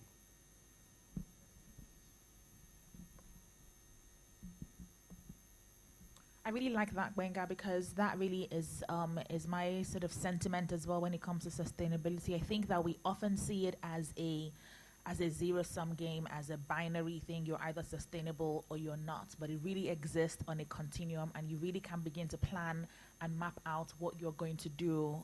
If you're going to start from a social perspective of maybe paying your staff well, for example, before you now then go into the big, monstrous energy problems, for instance. So yes. How long do I have, Coromone? Okay, great. Are you guys good to continue? Okay. So I really want people to leave today with almost a sort of toolkit, in a sense, at least a mini one, of this whole corporate governance thing. It seems so esoteric sometimes, in the sense that, okay, there's this corporate governance thing that I have to match up to. So if we were to look at it from the perspective of pillars, what would the sort of key pillars be that you would recommend, or that you would prefer for founders and business owners to begin to erect, in a sense, in their businesses? Do you see? So what are the sort of key things that founders can look to say, okay, look, I'm going to create this first. That's one pillar done. Then I'm going to move on and then do this thing and then do the next thing. What would that look like for you? So one key one for me is accountability. And I think, as I mentioned earlier, you've set your strategy, and these are the KPIs that you're committing to. So you need to be, this is going to, okay, no it doesn't. So in terms of accountability, so these are my KPIs, and I'm happy to report on them regularly and make sure I'm adhering to them. And if there's a problem that I can't achieve them, let's all sit down and say, we came up with this and we need to revisit. So that accountability needs to be there by the team. Another one I'd mention is transparency. We've been saying that across the room in terms of corporate governance is about that transparency. And we say that sometimes it seems hard and you want to hide the bad bits. But I think sweeping the bad bits under the carpet is what will undo a company. Because it's going to come out eventually, an audit or this or that, or some investor does a due diligence that just unravels everything. So that's really important. I think the leadership of the team is also quite critical as well, because that's going to set the tone of the business in this whole corporate governance game, and how we behave and how we set our processes and how we deliver. So for me, there are many ones, so I'm going to give the other speakers the opportunity to speak, but for me, as a start, my top three would be transparency, accountability, and leadership. Yeah. So you mentioned most of them, but definitely integrity, in a sense that it still goes back to operating the business in a manner whereby you would not have an issue with your practices getting out in the open. That would affect your ability to raise funding. It would affect, staff morale. For example, if staff found out that there was something that was fundamentally wrong in perhaps some of your practices. But in terms of corporate governance and sort of ensuring that the company is around 10, 15, 20 years from now, I also see it as a balancing act between what we spoke about earlier in terms of the compliance and sort of making sure that you're in business with, and sort of balancing that with the strategy. So balancing the present and the future. So ensuring that while you are compliant today, and that your practices are legal and you're complying with all the regulatory authorities, you're also thinking about the future and having 5-10-year plans, and those plans definitely allow you to pivot, for example, in the event of a shift in the environment. As you know, many businesses go out of business because they weren't thinking enough about strategy. And I would think that the last aspect is risk management. And so thinking about all the various elements of risk of the business, and understanding what they are, what is their likelihood of them materializing, what is the impact if they do materialize, and basically allocating key people to manage them, and that goes back to accountability as well, or within the risk management framework. Okay, tough act to follow. So I would rather go the route of principles or things that I think people should consider. I think you should be able to take criticism, right? Because starting a business, first of all, in Nigeria is hard. Running a business in Nigeria is superhuman, right? So very often we drink our own Kool-Aid. And there was something Titi said when she was up here earlier, that for a lot of people, you need to separate yourself from the business and focus on my own wealth, separate from the business, right? Legally, from an accounting perspective, from all formal frameworks, a business is a separate entity from you. So you always need to realize that very quickly. And I think when people are starting up, there's a tremendous amount of goodwill, because it's very hard, right? So there's a tremendous amount of goodwill towards people running a business. So very quickly, get a lot of these people that want to see you succeed and say, come and criticize me, right? Form that board. You don't need to pay them, right? You'll find people that just come, just help me. I don't need to pay you, or this is what it is that we're doing. But as a founder, I think the first thing you need to be able to do is take criticism, right? Because that's really the accountability. Because somebody will come and tell you, look, this thing's stupid. This business is not going to work. And you actually do need those kind of people.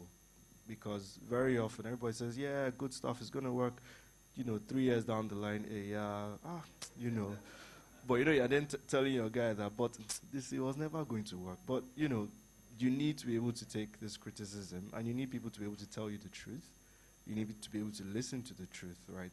Because that truth might be, dude, this money you're spending, you're wasting money, right? It doesn't make any sense. So I think for me that's really the key thing. And to also ensure that as your success continues to grow, you find people that can still keep you grounded. Because there's a thing about, again, if you're very successful at business in Nigeria, you feel like you're bigger than Superman, right? So you're that God who, how dare you, who are you, do you know who I am, how can you talk to me like this, can't you see the billions that I have made?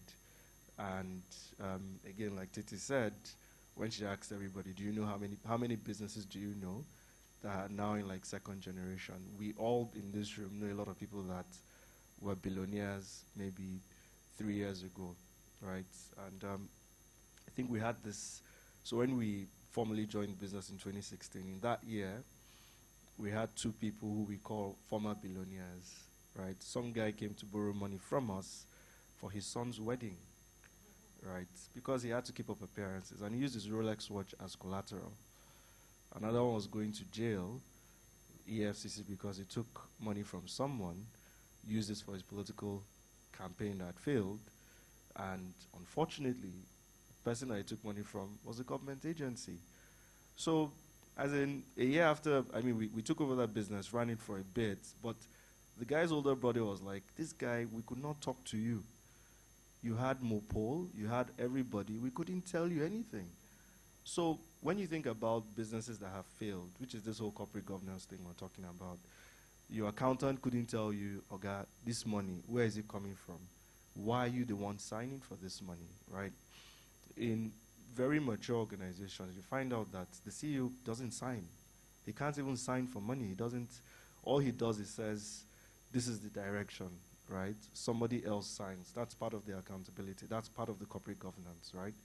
Then you have somebody there saying, this thing that you're accruing for, is it real or is it fake, right? So you need to be able to take criticism. I think for me that's very important. And you need to be able to find people that really don't care who you are, how much money you've made, what you are, will tell you the truth. You need to be able to accept that.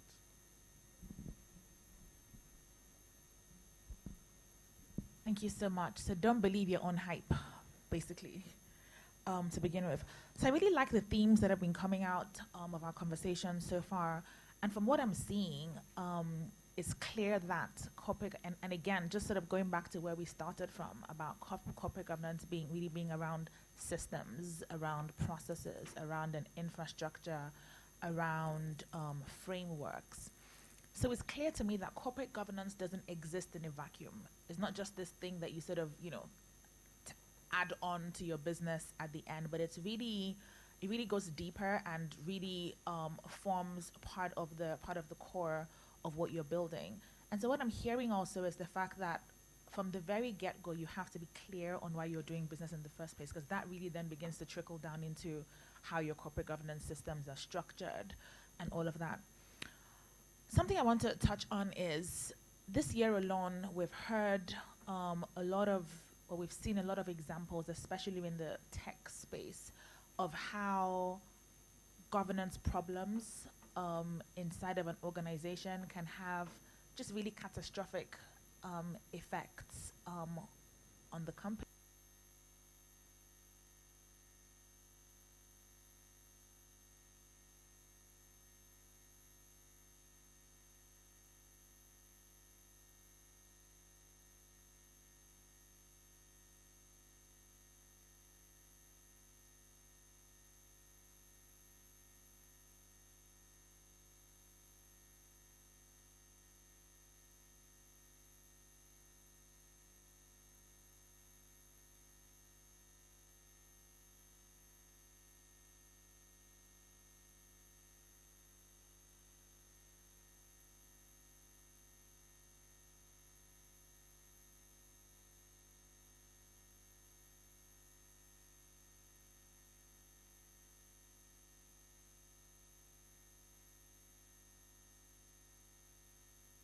Authority is something you should put in place. Oh, that's so much better. Sorry. You should put in place from day one. You shouldn't have all that autonomy in yourself as the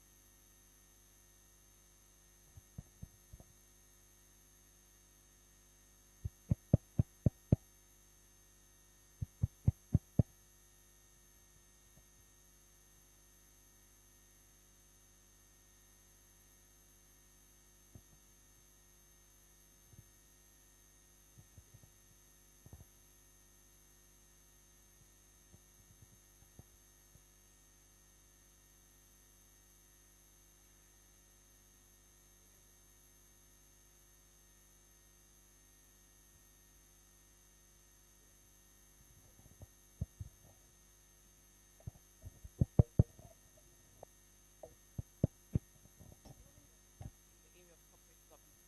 And so not everyone is a lawyer or has the training, but there are ways that you can learn whereby you don't always have to bring in someone on board. Of course, you should, document key things by bringing in a lawyer. I think agreement documentation is very important. But in terms of understanding of best practices to avoid issues around wastage and fraud, I think it's very important to build that capacity by going through training or just reading up on the area and getting better understanding of it.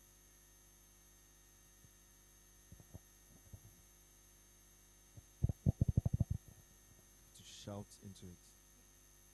Ah.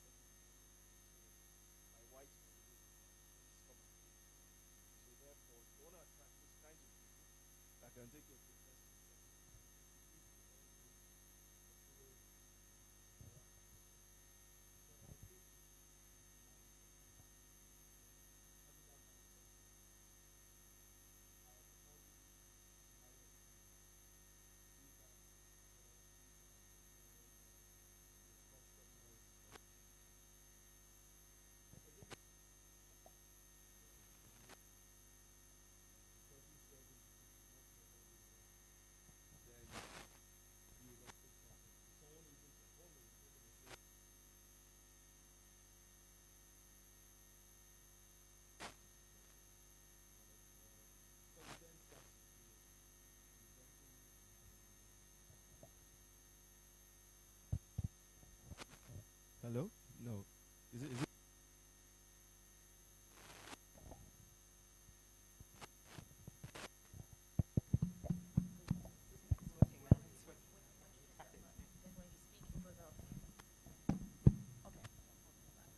Okay, I'm just going to start to draw things to a close, but I wanted to just really highlight a couple of the key themes that have come up in our discussion today, just so we have a sort of tangible takeaway from the chat that we've had.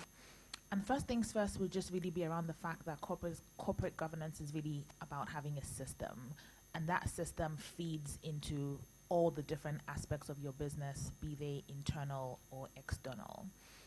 A few keywords that have come out that I think will be really good to hold on to are transparency. I feel like just instinctively, many of us just shy away from opening up our businesses or opening up our companies to people for scrutiny. I remember, so in legal practice, we have this thing where we say, don't do anything that you wouldn't want to see on the front page of the FT on Monday morning. And so it's really thinking around, you know, as Benga was saying earlier, the risk-based approach to how you organize your business also really fits into the corporate governance structure as well. So accountability, transparency have been some of the key things. Reputational management as well. Don't be involved with partners or vendors who can stain your white, so to speak. Strategy, and don't believe your own hype. Have that independent person or independent group of people that really can speak to your business and really see things from an objective perspective, and add value to the business in that way and help you avoid the front pages. Okay, so that's it from us. Any questions?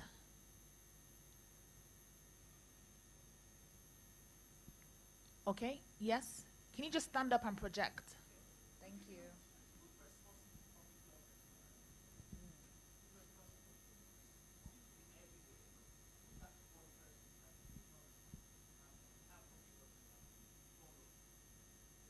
Super. So whose ultimate responsibility is it in a company? Well,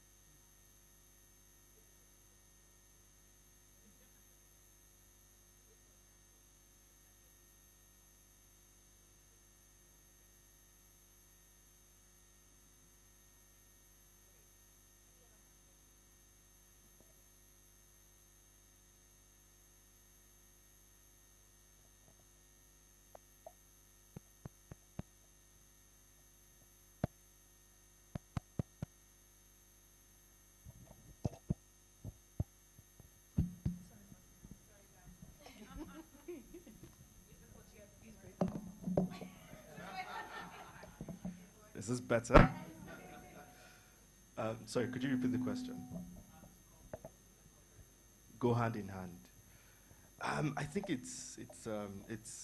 do go hand in hand because remember, typically the tone is set from the top, right? Check, check. If you remember when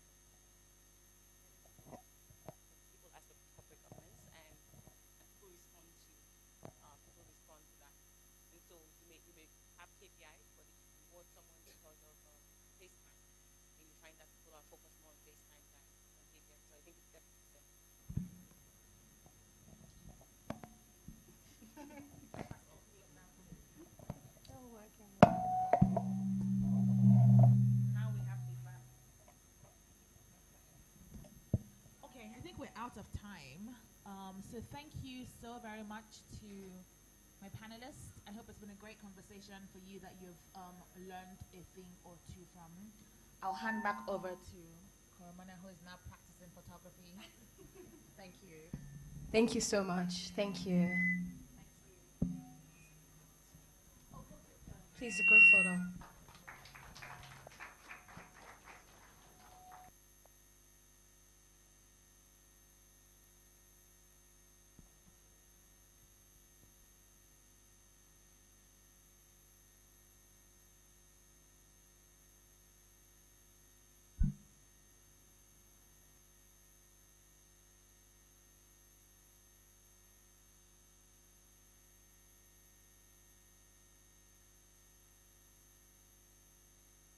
It's time to eat. Apologies, please. Please feel free to go outside and get some food. I will come back in.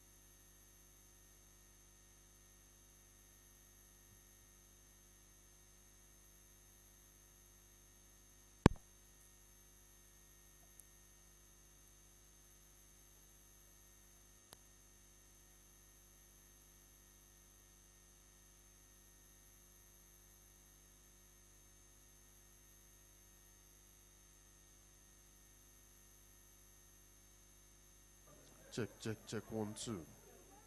Check, 1, 2. See now, if they are talking, they'll be talking like this. Check, check, check, check. Check, 1, 2.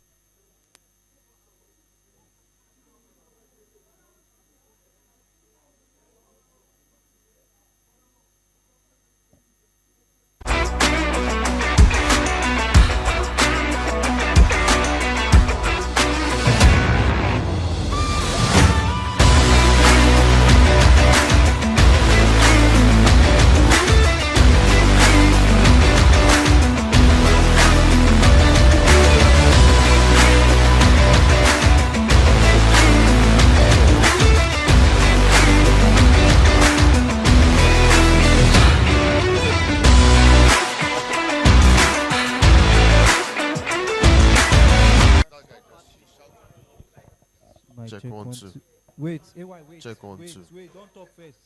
Mic check one. 1, 2. Check 1, 2. 2. This one they over. This one will start the problem with us. 1, 2. Mic 1, 2. 1, 2. Mic 2. 1, 2. 1, 2.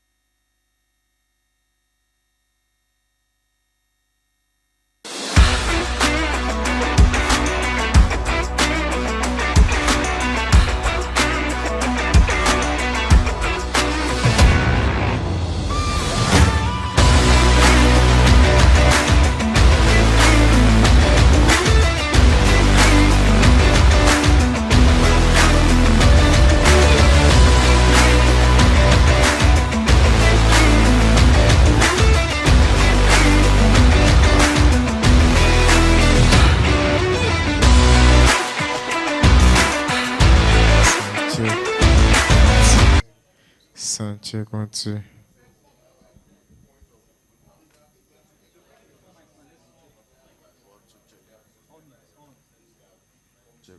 Check 1, 2.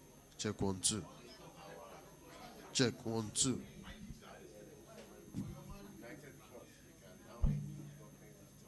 Check 1, 2. Check 1, 2. Check 1, 2.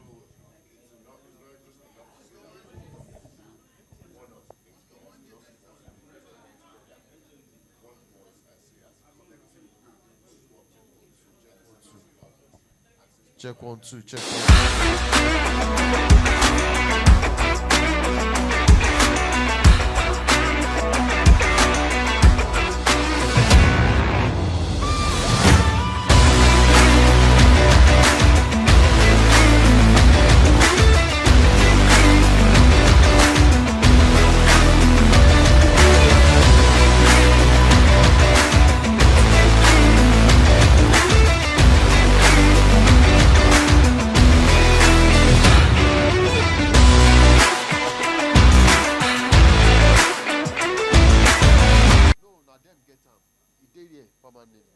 90. Who wants play back again? They won't play video from that house. So can this thing reach there? You can, Abi? Enough it. It can. It can. It can? Let's try it. Oh, yeah, It let's can. try it. Because now, Just calm down. Calm down.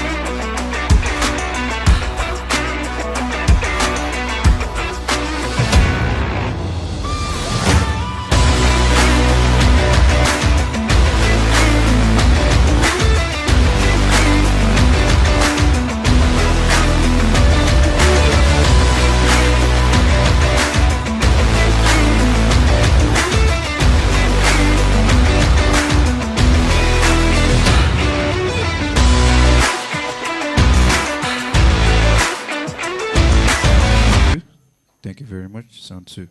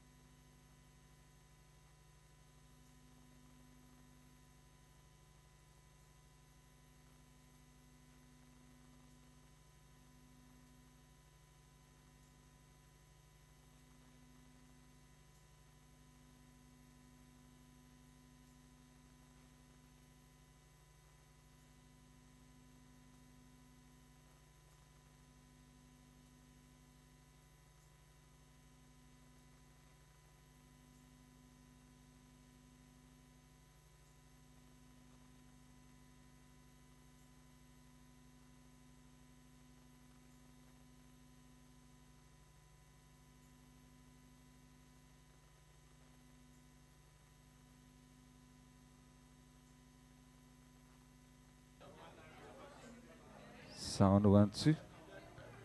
Confirm sound 1, 2.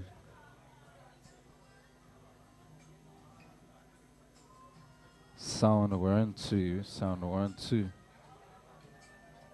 Sound 1, 2. Sound 1, 2. Sound 1, 2. 1, 2. 1, 2. Confirm sound 1, 2.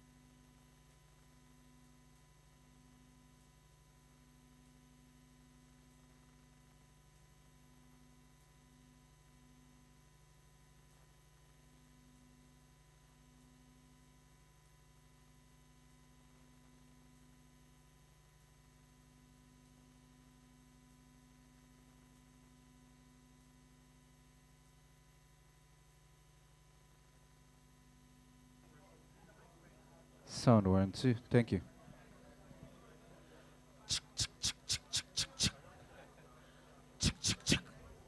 Testing, testing. Testing, testing. Testing, testing.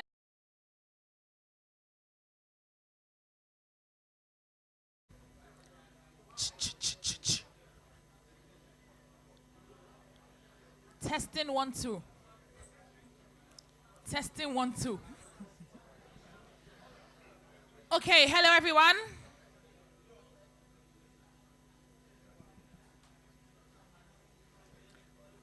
As they say in church in Nigeria, one house, please. One house, please.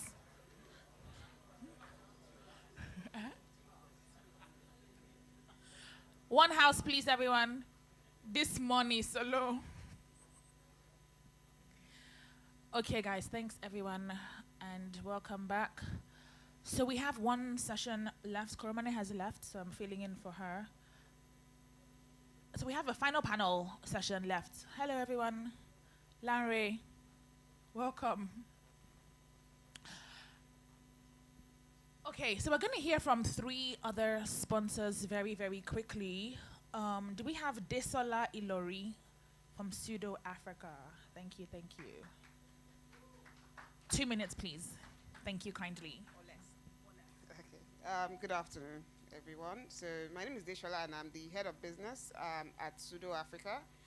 Sudo Africa is a B2B platform that provides card issuing and programming infrastructure to financial institutions, non-bank financial institutions, and corporate organizations. So what does being offering card infrastructure and programming mean?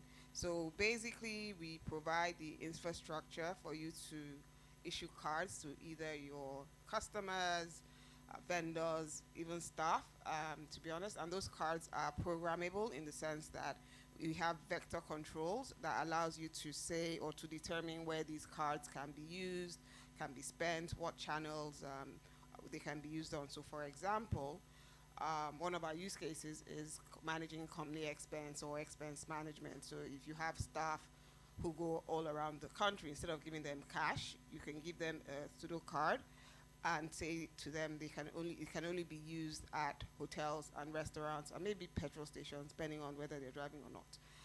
And if someone decides to go to the ATM machine to try to withdraw cash, that will not, you have the ability to restrict that. So it's only for POS spend and not ATM. So basically, that way you can then monitor people's transactions, and you don't have a case of where somebody takes your money and then takes the cash you give them and don't go to the hotel or where they're meant to go to. So basically, and these cards can also be co-branded. And what we mean by co-branded is you can have your company's logo on it, so it will have your company's logo, designs, identity on it, and it's personalized. So you can do this, and all this is done via our dashboard, which you can integrate to, or you can use via our website. So we have APIs that allow you to easily integrate, and all this can happen back to back within a week. Within a week, you can integrate our APIs and start issuing physical or virtual cards. So we offer both physical and virtual cards, Naira and USD. And then we also offer wallet infrastructure through our microfinance bank, Safe Haven. For our retail customers, we released an app called Root by Sudo a couple of weeks ago, and we're in beta testing. And that also allows you to create physical and virtual cards from your mobile phone. One interesting thing we have is a US denominated card, virtual card that you can fund with Naira, and you can spend it anywhere MasterCard is accepted globally. So with this mobile app, you can issue cards to your drivers, to your domestics, your staff, and be able to monitor spend. So it's more or less like a utility card, and of course you can use the cards yourselves. Like I said, we're in beta testing mode. The name of the app is Root by Sudo if you want to download it. And then if you're interested in integrating our APIs, or you want to find out more, I'm here, or Farida is also here to answer any questions. Thank you. Thank you. Okay, so next, can we have Emanuela Eguoba?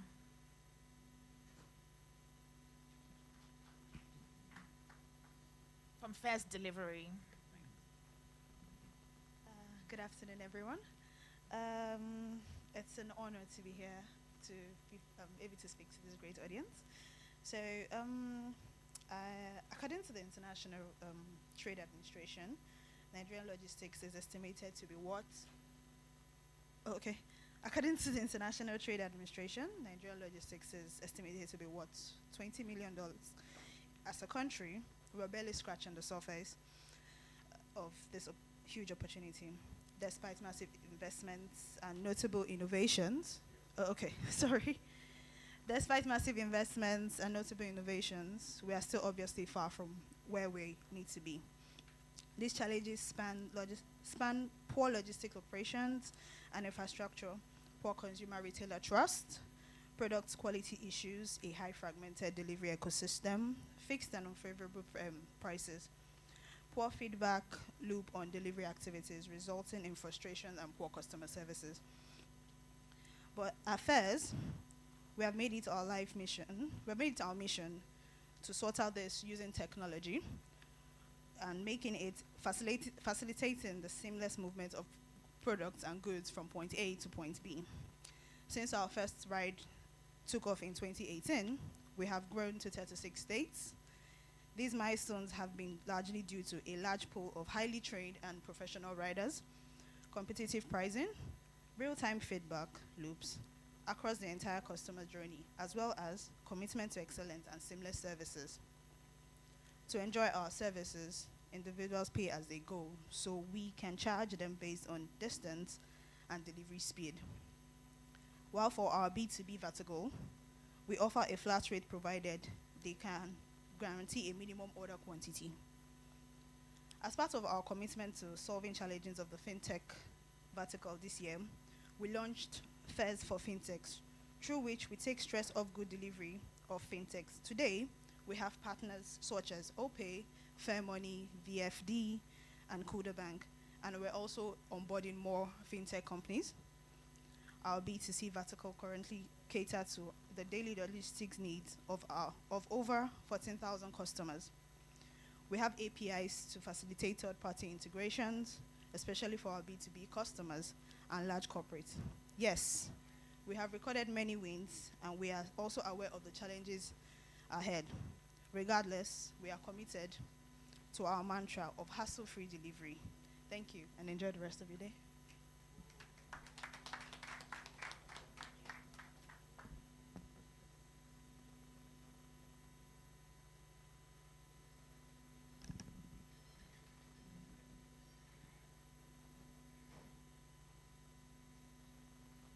Okay, and finally we have Winifred Allison of VBank.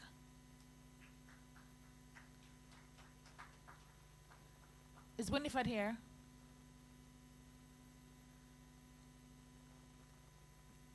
No. So no? Or do you want to? Okay. So we're going to invite the Managing Director, VFD, Microfinance Bank. Wenga Malikom. Thanks. 2 minutes. Okay. Good afternoon, everyone. So VBank, we're a digital bank with 3 different market focus areas. So there's the retail side. So please download VBank and sign up. In 2 minutes, you have an account. VBank. Yes. So V by VFD on any of the app stores. We have a focus on businesses as well. So for small businesses looking for banking partners, looking for credits, we're your partner. And the last one is our embedded or infrastructure play. So we provide a service that allows us to embed the bank in any of your business services, and you can then extend banking related activities to your own customers. So a key example is embedded credit. So there's some partners that we work with, I think some in Pbn, some not in Pbn as well, who really need credits, but they want the credit extended to their own customers. So those are some of the things that we do. I think the difference between us and most other parties or people in the financial services sector is we're willing to listen. We're very flexible, depending on what you want. How can we as a bank enable your own business, either via collections, credit for you, credit for your customers, infrastructure really at the end of the day, even if it's infrastructure to even identify and understand who your customers are, their patterns, all of those things. Whatever you think a bank can do, we can enable you do it to enrich your business or enrich the experience of your customers. So please, I can't give you 20% like Wale can, but I think I can give you more flexibility than Wale can. So on the VBank app, you can fix money, you can liquidate it yourself anytime, and withdraw money at any point in time. And the part I'm really, really proud of, I think we have awesome customer service experience. Whatever issue you have, even though it's not our issue, say you have an issue with a service provider, a third-party bank, we would always, beyond speaking to you, go to that bank and find out and try and help you resolve that entire thing. So thank you. Thank you, thank you, thank you. So goodbye to queuing in GCB. Yes. Okay, so our final session is with one of PBN's finest, goodness, Ada Armstrong. So the session is going to be on people and culture. Ada is an HR people and culture expert and also the co-founder of Mini Money. Welcome, Ada. Thank you, Abisade. Thank you, everyone, for being here so far. This is our final session. No pressure. We're going to be doing a session, a very interactive session on people and culture. That's because we've had 2 really good sessions from experts who have spoken to us. You know, we've asked questions. Now we're going to just have good conversations. Just also because this is a topic that, you know, affects every one of us. We've all been in the year 2020 where there were horrible bosses, there were horrible employees, people were called out on Twitter. You know, employee team bonding events increased in June and July for no good reason. And so we're just going to talk about those issues that we all face as young founders, you know, people who have also been in the business for a bit. And I'm going to be asking the questions, right? And also you're going to be asking questions, and we're going to just be answering each other. Why? Again, because these are issues that we all face together. But I'll probably just do a quick intro to people, culture, and just where we are today. You know, anyone who's had their startups for more than 5 years, show of hands. Anyone who's had their startups more than 5 years, show of hands.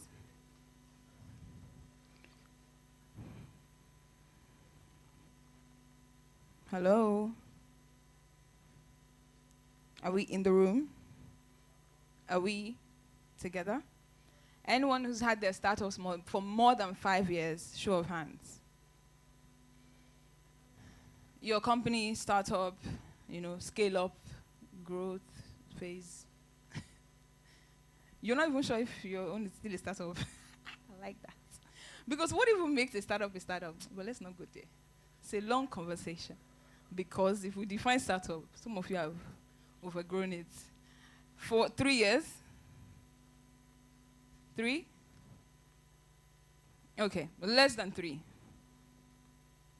Less than 3? Okay, cool. So a bit more younger, or people above 5 than 3. So when we're talking about culture, startup culture, organizational culture, we're typically talking about just how you've defined the way that you want your people to work, the way that you want your organization to function, in behavior, in the way that it looks. So one of the things that they know Nigerians for abroad, who can tell me one of the things that you do randomly that you say, you're Nigerian? Guys, interactive session. Not interact with each other. People that came late, I'm looking at you. So what is one of the things you do abroad that, you know, people just know that you're Nigerian? Being late, yes, it's part of our culture. Our time, they go backwards. You're loud. Okay, that's Nigerian. What else? You pay everything cash. Like, cash. That's typical Nigerian. You said something. You have 2. That's actually true. That's true. You have 2 phones. That's Nigerian. Exactly. Maybe the food we eat. So once you're asking for very spicy food, you know, that's typical Niger behavior. So I feel like these are some of the things that, you know, just kind of define who we are, even when we're not, you know, in our own environment, right? So I feel like this is what people are trying to do when it comes to corporate culture, organizational culture, when you're trying to say, what kind of company do I want to build? How do I want people around here to behave? You know, what are the kind of behaviors we want to encourage? What are the kind of things we don't want to encourage in this workspace? But I feel like today, a lot of companies are starting to catch up on it, but we don't still take it as seriously and as intentionally as we should. Why? Because, of course, every founder, the first thing you're trying to do is find product market fits, find funding, find money, get into YC, get into Techstars, you know, collect all the money, and then people will not come and start giving you a headache. You know, start hiring people, and then they will quit after 2 months. You will now call HR people, please, I need people. I need people. Oh, okay. You know, I feel like we can be more intentional about it, the kind of cultures we want to build, the kind of so when you're sitting down and thinking about, I want to bank the unbanked, because unbanked when they finish on Nigeria. Everybody. We know they finish on Nigeria. Yes, unbanked when they finish. When you're thinking of that pitch, right? You want to get to the last mile. You know? Are you thinking about the kind of people that you need? What kind of culture we sustain? You know, the kind of company. Are you thinking long term? Or are you just thinking, we could just secure phone? I want to be on Tech Cabal. Tech Cabal. They've raised 30 million, you know. Do we think about those things? And these things are good, don't get me wrong. But I feel like we should be more intentional about culture as much as we're intentional about our product, our marketing, our sales, the kind of office buildings we have. Because it goes, you see the intangible things and the things that really keep organizations. If you look at statistics of why companies fail in the last 5-10 years, yes, you can pin it down to, okay, maybe timing was bad for the product, maybe there was bad, maybe they didn't raise enough money, maybe they didn't prove their concept right. But if you look down, deep down why those companies failed, it comes down to the intangible things of maybe behaviors from co-founders. It comes down to the kind of people. It comes down to, you know, the things that you can't really say, oh, because we didn't market properly, because we didn't sell properly, right? So while those are factors, I'm just saying those factors around culture, people, would always be one of the reasons that companies do fail in the first 5 years. So why don't we take it as seriously? Why don't we take it as intentionally as we take other things? So let's come to the practicality of it. Let's talk about the things that happen in the year, right? I don't have a very long time for this session, but I really want you guys to engage. Let's talk about these things. First of all, let's talk about the horrible bosses situation, right? How many of us were on Twitter when horrible bosses happened? Please, now, but we're not on Twitter. How many of you listened into the space, waiting for your name to be called? Just say it. We know. A friend of mine was there, said, Ada, I can't join, but help me. Help me find out. I'm like, why are you scared? What have you done, right? So while there were horrible bosses, there are horrible employees, but let's talk about horrible bosses. There's a lot of founders, and I feel like I'm in a good position to talk about this a bit, not just because I've consulted for a couple of companies in my little time, 5, 6, 7 years consulting and working with startups, but just because I've really met a lot of different kinds of founders. I met a founder who told me, Ada, these employees are like animals. You have to treat them as one. And I'm being honest, this is a strategy session. I'm talking to him about, so how do you see your people work? And he said, see, I'm not here to pamper anybody. They will not work. They should be going to their house. Whether you like it or not, that would affect the way that you treat your people. It would affect the kind of policies you make. It would affect the way you treat, you know, employee issues. It would affect the kind of benefits. Like, it would affect everything. And the moment people realize that this is how you think of them, no matter how little you think people are, everybody wants to be respected, right? And the moment they see that this is the perception you have of people, you have of me as a person, they will leave. Then you talk to other founders who are saying, Ada, see, I know that people are the core of my business, and I just really want to make sure that we're getting it right. And it's just always interesting to see those kinds of people. And you see the difference is actually clear. But we know that there's always a middle ground, a Niger ground, right? Where you have to be soft, you have to be hard. But I want to ask, you know, because we were on the chopping block, the employer side of things when horrible bosses happened and bosses were accused of so many different things. What was it? What was that experience for you? And what did you take out of it as a founder yourself in terms of what you want to maybe do going forward? Or what was it for you as a founder in that time? Did you reflect on anything? Was there anything that you thought you would have done better in terms of being a founder yourself? And even the stories that came out of that horrible boss's experience. Can we just share? I don't know if we have another microphone. Please, thank you.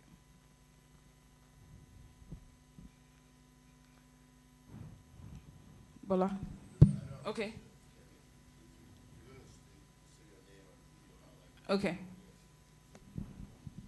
So please, the safe space, if you want to speak, say something. Somebody. So raise your hand, say something, and then we can take it from there. Okay, so my name is Esohe, or Queen Esohe. I currently work with Avengers Studio in Lagos.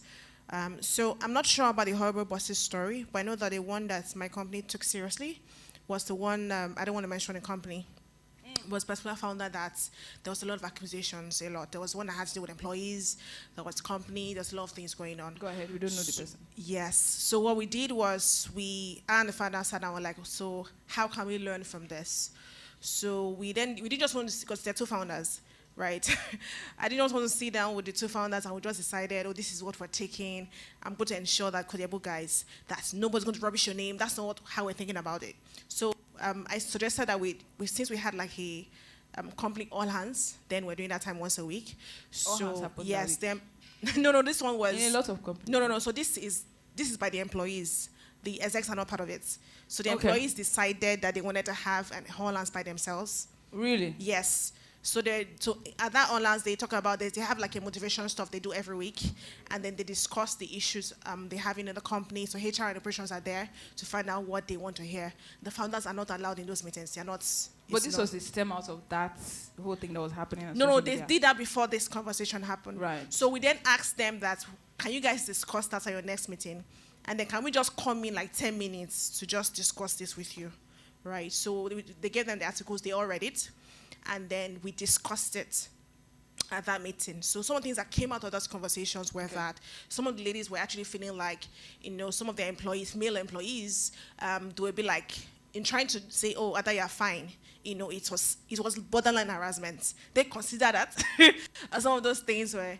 And then we're like, please, can you tell those guys now? We don't want the stories to go out. So we're defining what harassment Yeah, meant. so we actually had to start. So we tried to have issues, or how do we sort out, because it was not about anybody else, it was about us. How do we make sure that these things don't happen here? We still have some people that shout, founders that shout. We couldn't, you just tell them sorry, to be honest. I cannot go and, I tell him to stop shouting, but he still shouts. So I cannot really help there. Aside from this story, I know when I was going, my first or second job, I worked in a company once, big brand, I can't mention. And I was like, goals, I must work here. First day of work, my colleagues were like, oh, welcome, but you soon leave, because all of us were on our way out. I'm not kidding. That was the first thing they told me. Me, I'm looking for a job right now. He'll soon resign. This one, he has already left us. We'll just onboard you, but we're going. Yes. And all of us, within a year, all of us had left the company. Wow. And the company kept trying to have, why are people leaving? Do we pay them more? They paid for trainees for us, increase our salaries. People were still going. Why? Because they had like one, I don't know what to call them, association of witches and wizards, like 7 of them. All of them were execs, right? And they very toxic people, right? And then we're below them. So those people, they've been there for 20 years. They are not going anytime soon. So as long as those guys are still there, the company will not change. The founder was doing a lot of things, but sometimes these things like an individual thing, right? So the founders are like the owners of the company. You can't fire them. Yeah. So you do strategy sessions, you do policies, but the spirit of the company will not change. Word. Thank you. Thank you very much. So basically trying to redefine what then toxic meant for you guys, what harassment was. I think one of the things that actually came out at that time was, what does harassment actually mean, right? Just trying to define what harassment means in the workplace. It's a big part of, trust me, if we all start talking about harassment, we will not live today, right? But did anyone try to also define it in their own workplace? What do you think harassment? So you are fine. Can it pass as harassment? You look good. Your dress is looking sexy. Depends on the tone. If it comes from a founder, okay, let me ask this question. If it comes from a founder and if it comes from a colleague, does it have a different weight? Why? Why can your MD not say you look nice and your fellow employee say you look nice and it's the same thing? Please, give her the microphone. Who is speaking?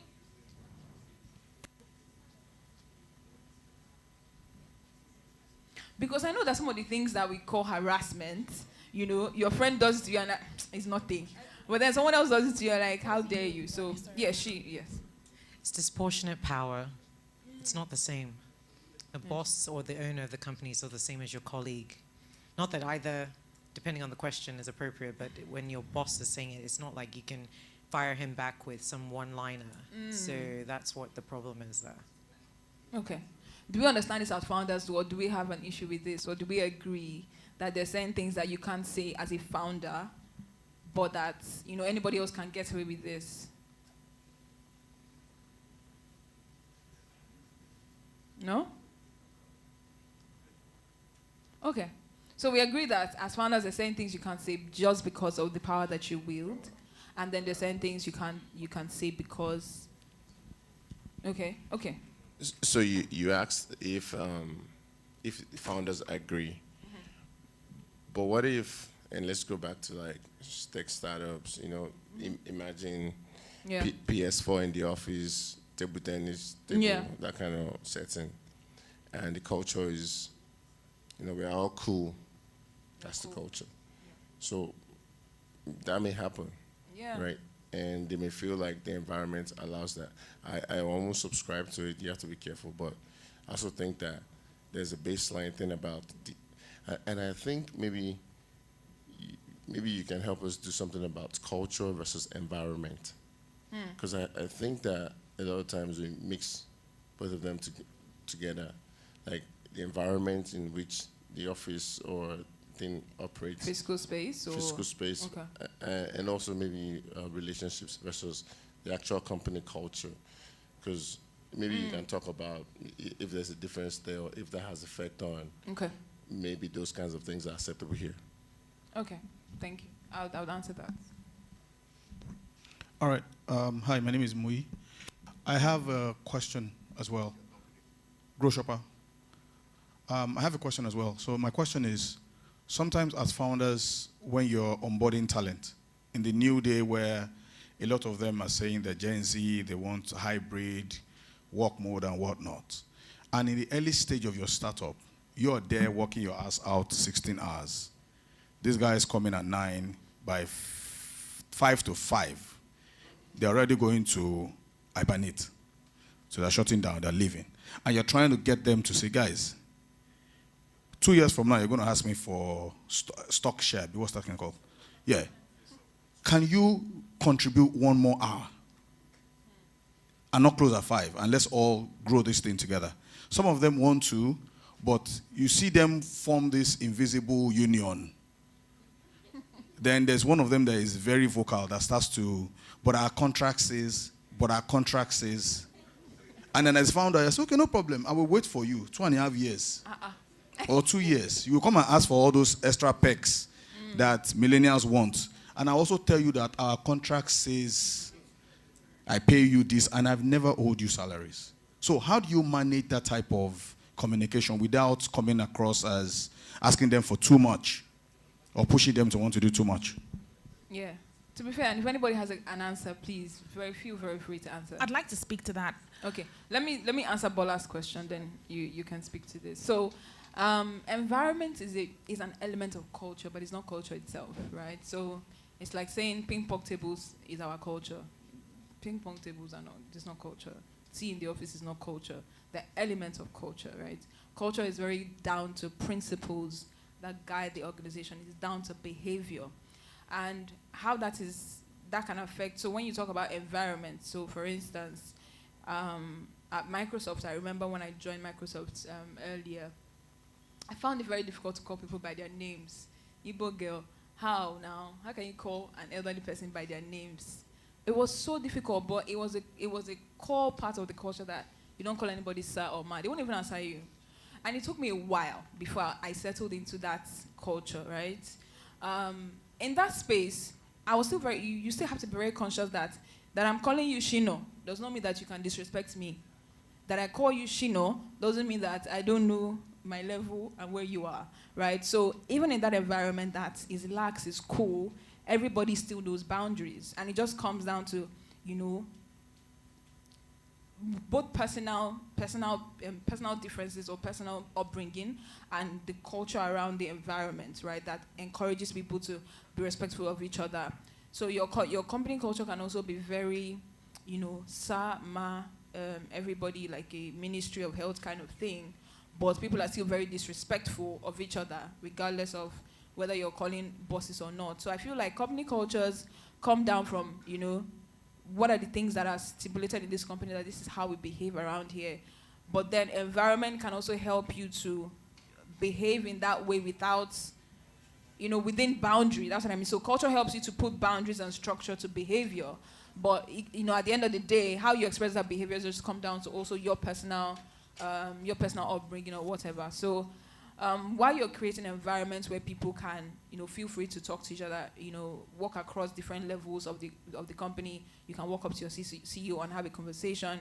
The CEO can sit down and play video games with you. There has to be that understanding as well that he's the CEO, and you know where you are, and you know how to talk to people, how to be disrespectful, how to be respectful of each other, despite your whoever you are in the company. I think that's what I would also say. Okay, so I was just going to add around the topic of, I guess, employees leaving early and not being willing to go the extra mile. I guess, I think it depends on the context. It depends on what sort of company you're running and what industry that you're in. So I think that sometimes we actually expect too much for what we're willing to give. Yep. As employers. So, for example, if you're not paying your staff well enough, you can't expect them to stay 5 minutes longer than 5 o'clock. And well enough is relative. That's just like, they don't agree. They don't agree. That's But it's my fine. That's opinion. our opinion. That's Yes. my opinion, right? That's my opinion. Secondly, I think, and it is something that I've seen in my own company, is that the more I share with my staff about the vision and what we're trying to build, the more loyalty and buy-in I get. I've had situations where my staff came to me and said, we want to work overnight, right? And that was really shocking for me because, you don't expect that. But I think that, when they're more exposed to the bigger picture, then they're more likely to really feel like they're building something with you and it's not just you building. Yeah. So you can give her the microphone. So let me also say this, right? A lot of founders, maybe millennials or maybe people before us, that's Gen what? Gen X. Was it Gen X before millennials? So a lot of them grew up in the traditional work culture. And whether you like it or not, we're all products of culture. Some culture, where we used to work before, cultures from home, we're all products of culture. And it affects the way that we then go on to lead our own organizations. So in business schools, they will tell you that startups typically take the attitude of the founder, because you literally put yourself and your life into that work. So you can look at your business and almost say, this is the kind of thing a baller will build, or this is the kind of thing a baller will build. Why? Because of their personality and who they are.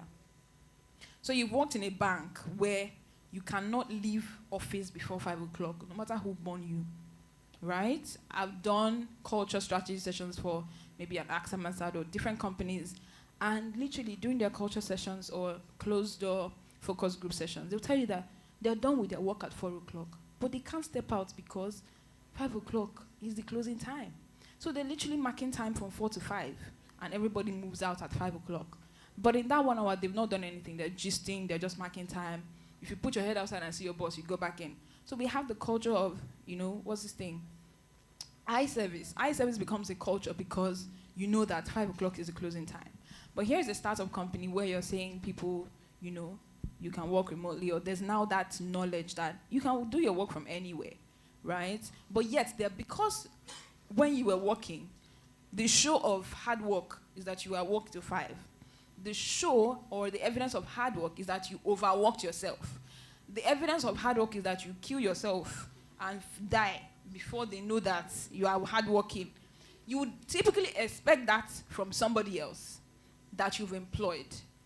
When I was your age, I'm not your age anymore.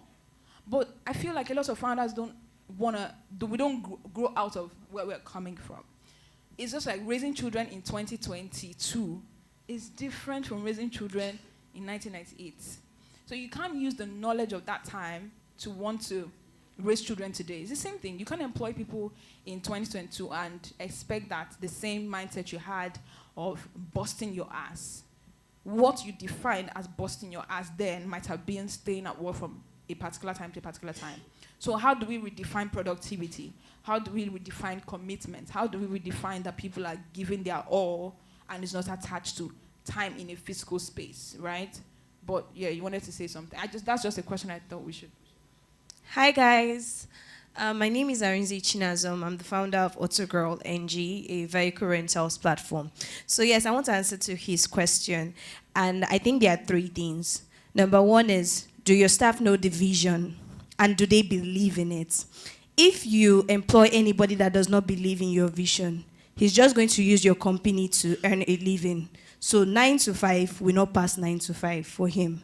But if it's somebody that believes in the vision, they are ready to put in a bit more work. I noticed that when I started with my startup, and I had to drop staffs that did not believe in the vision for staff that believed in the vision. And once they did, I didn't even have to ask them to go extra mile. They will go extra mile. Then the second thing I did was remuneration. If I see you are going extra mile, you must be remunerated. I was going to ask. You must be remunerated. If you exactly, so they now know that it now becomes like a contest.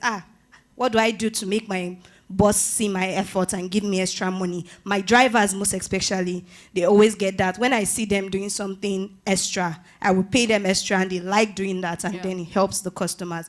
Then the third thing is the personality of the person that you're employing. There are certain questions I ask you because my company is very operational. So most of the things we do is operational, and it operates all through the day. So if there are some parts, there are some departments you want to work in my company that will ask you specific questions that will let me know, okay, can this person go extra mile? Or is this person the person, like you said, that has the general mentality that 9 to 5 must be 9 to 5? And if that cannot work for a department in my company, I will not employ that kind of person. Not because the person is good enough, but because the personality doesn't fit. Yeah. So that's those three things. Someone wants to say something at the back.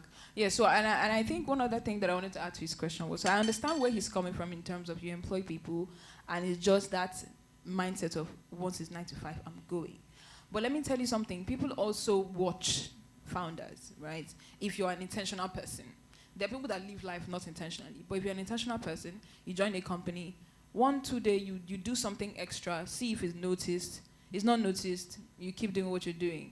You know, you do something bad, that one is noticed, the good one isn't noticed, you keep going. People watch, right? And if people see that the efforts are appreciated, or something they do is being rewarded, they tend to do that more, right? If the person has sense. There are people that you will do everything good for them in this life, they will still not give you anything extra. Those ones, outliers, let's leave them, they exist. But I feel like because people also have been used and burnt by people.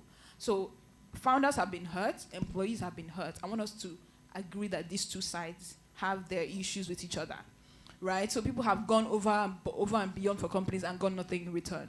Companies have gone over and beyond for people and have got nothing in return. So I don't want us to rule by those mindsets. So it's always good to stay in the present. You know, look at the people that you had before you. What can you do to work with those people in the present and make it work, right?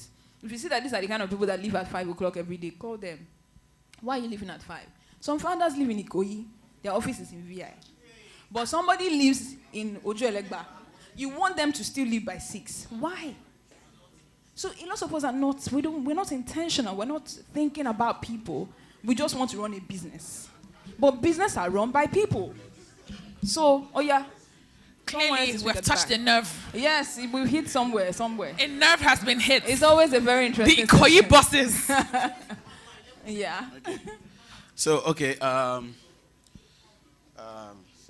already. Good afternoon, Hi. ladies and gentlemen. My name is Oluwatobi Ajayi.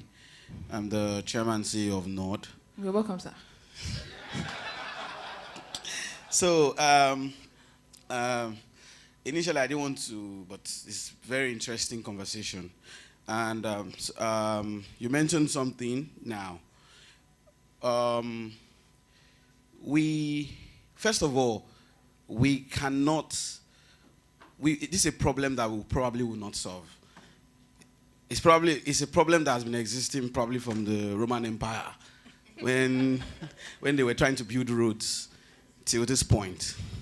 But I think that the way to solve it is this. You have, like you said, you have to have your own goal, your vision. And in anything in life that you have to be the leader, either in your home as a firstborn or whatever it is, in marriage, whatever it is, just be a decent human being. Yeah. You know, just be a decent human being. Know that what you are asking of is something, if somebody asks you to do, you will feel it is fair. That is it. And that solves a lot of problem, number one. Now, secondly, talking about the newer generation, we are millennials, the maybe Gen Zs and the rest. I think that, because this is PBN, so I can talk about it. In a couple of days, I'm going to announce a new startup that we're just launching. We're going to be making unmanned aerial vehicles, you know, like what you call drones. You know, so Jay clap in this hole. You guys. So we start making drones. We moved from making vehicles to making drones. That was why the Air Force was at our site some days ago. So to do that, we had to, because when we gave it to the Air Force, we didn't have the autopilot. So we had to bring the autopilot. That's what flies the drone. We got it from outside Nigeria, and they said for national security, it has to be owned by a Nigerian entity. So I had to get these young boys, 17, 18, 21. The oldest is 21, you know, and we have 15 of them writing codes and line. They've been doing it for the last 2 months or so. So I have them, and I've been able to understand them a bit. Now, I realize that a lot of behavior that we think is peculiar to them is actually the behavior people at that age will do 50 years ago. People that age will do 50 years from now. We're just comparing them to us today, because we are older, we've made the mistakes, we're smarter, we understand why, for example, if you go to the club and leave at 4 a.m., you should still be at work early. You know, we understand those things. Those boys do not understand those things. And if you think back, you remember that you were like that. Maybe even worse. Just that you didn't have Snapchat to record your own. Yes. You know, and remind you, you know. That's the truth. So, so if you're a decent leader, if you're a good leader, a good person, someone that has common sense. It's not common. Yeah, someone that has common sense. So basically, you know, okay, this is okay. You would, even them will know. And something happened because we created this separate space for them. 15 of them, young guys, you know. So on just last week, I came to their office. I separated something somewhere for them. I entered into their own, like call it a wing, and they were working on a long table. You know how these tech boys like to do their thing now, very non-conventional. So I go in there and I could smell whiskey on like a Thursday morning. And I was like, wait, you want more whiskey in your, you know, and it was in this kind of bottle. It was there on the table. As I go in, I could smell it. And it was on the table. And you know whiskey now, the color, I looked at it, I said, this boy is not even high. Wait, does he think I don't know whiskey? You know? So, because there were a lot, I didn't want to embarrass him or so, cause commotion, because I also need them to deliver. You know, you have to also consider There's these things. There's that one. You know? So I said, okay, let me not bring in any bad energy here. So I told them what I came for, motivated them, give them gin, this. Then I called the leader among them. He's a 21-year-old guy. So I called him. I went to my office. I said, call this guy for me, you know. By the way, 2 or 3 days before, the security guy told me, this is our new place in VI, in Unilag. The security guy told me that one of them went to my office and sat on my seat to take a picture. So when I heard that one first, I was still, that same morning, I was still thinking of how to address that, you know. Then I came in, I saw whiskey. Wow. So I called him in and I said, Maxwell, that's the leader. I said, Maxwell, call Anthony in, and he came in. And I spoke to him and I told him, I said, see, there's nothing you are doing that I don't know. You are drinking whiskey, I drink whiskey too. The only difference is that I will not drink it in the morning for very good reasons, you know. And I spent a lot of time. I gave him reasons. I explained to him why. Then I asked Maxwell, that's the leader among them, that, or what do you think I should do? Maxwell now said that, in fact, sir, call the entire team. Because I now told them, again, I heard that one of you came in here to sit down. Why are you doing this? We're not more babies.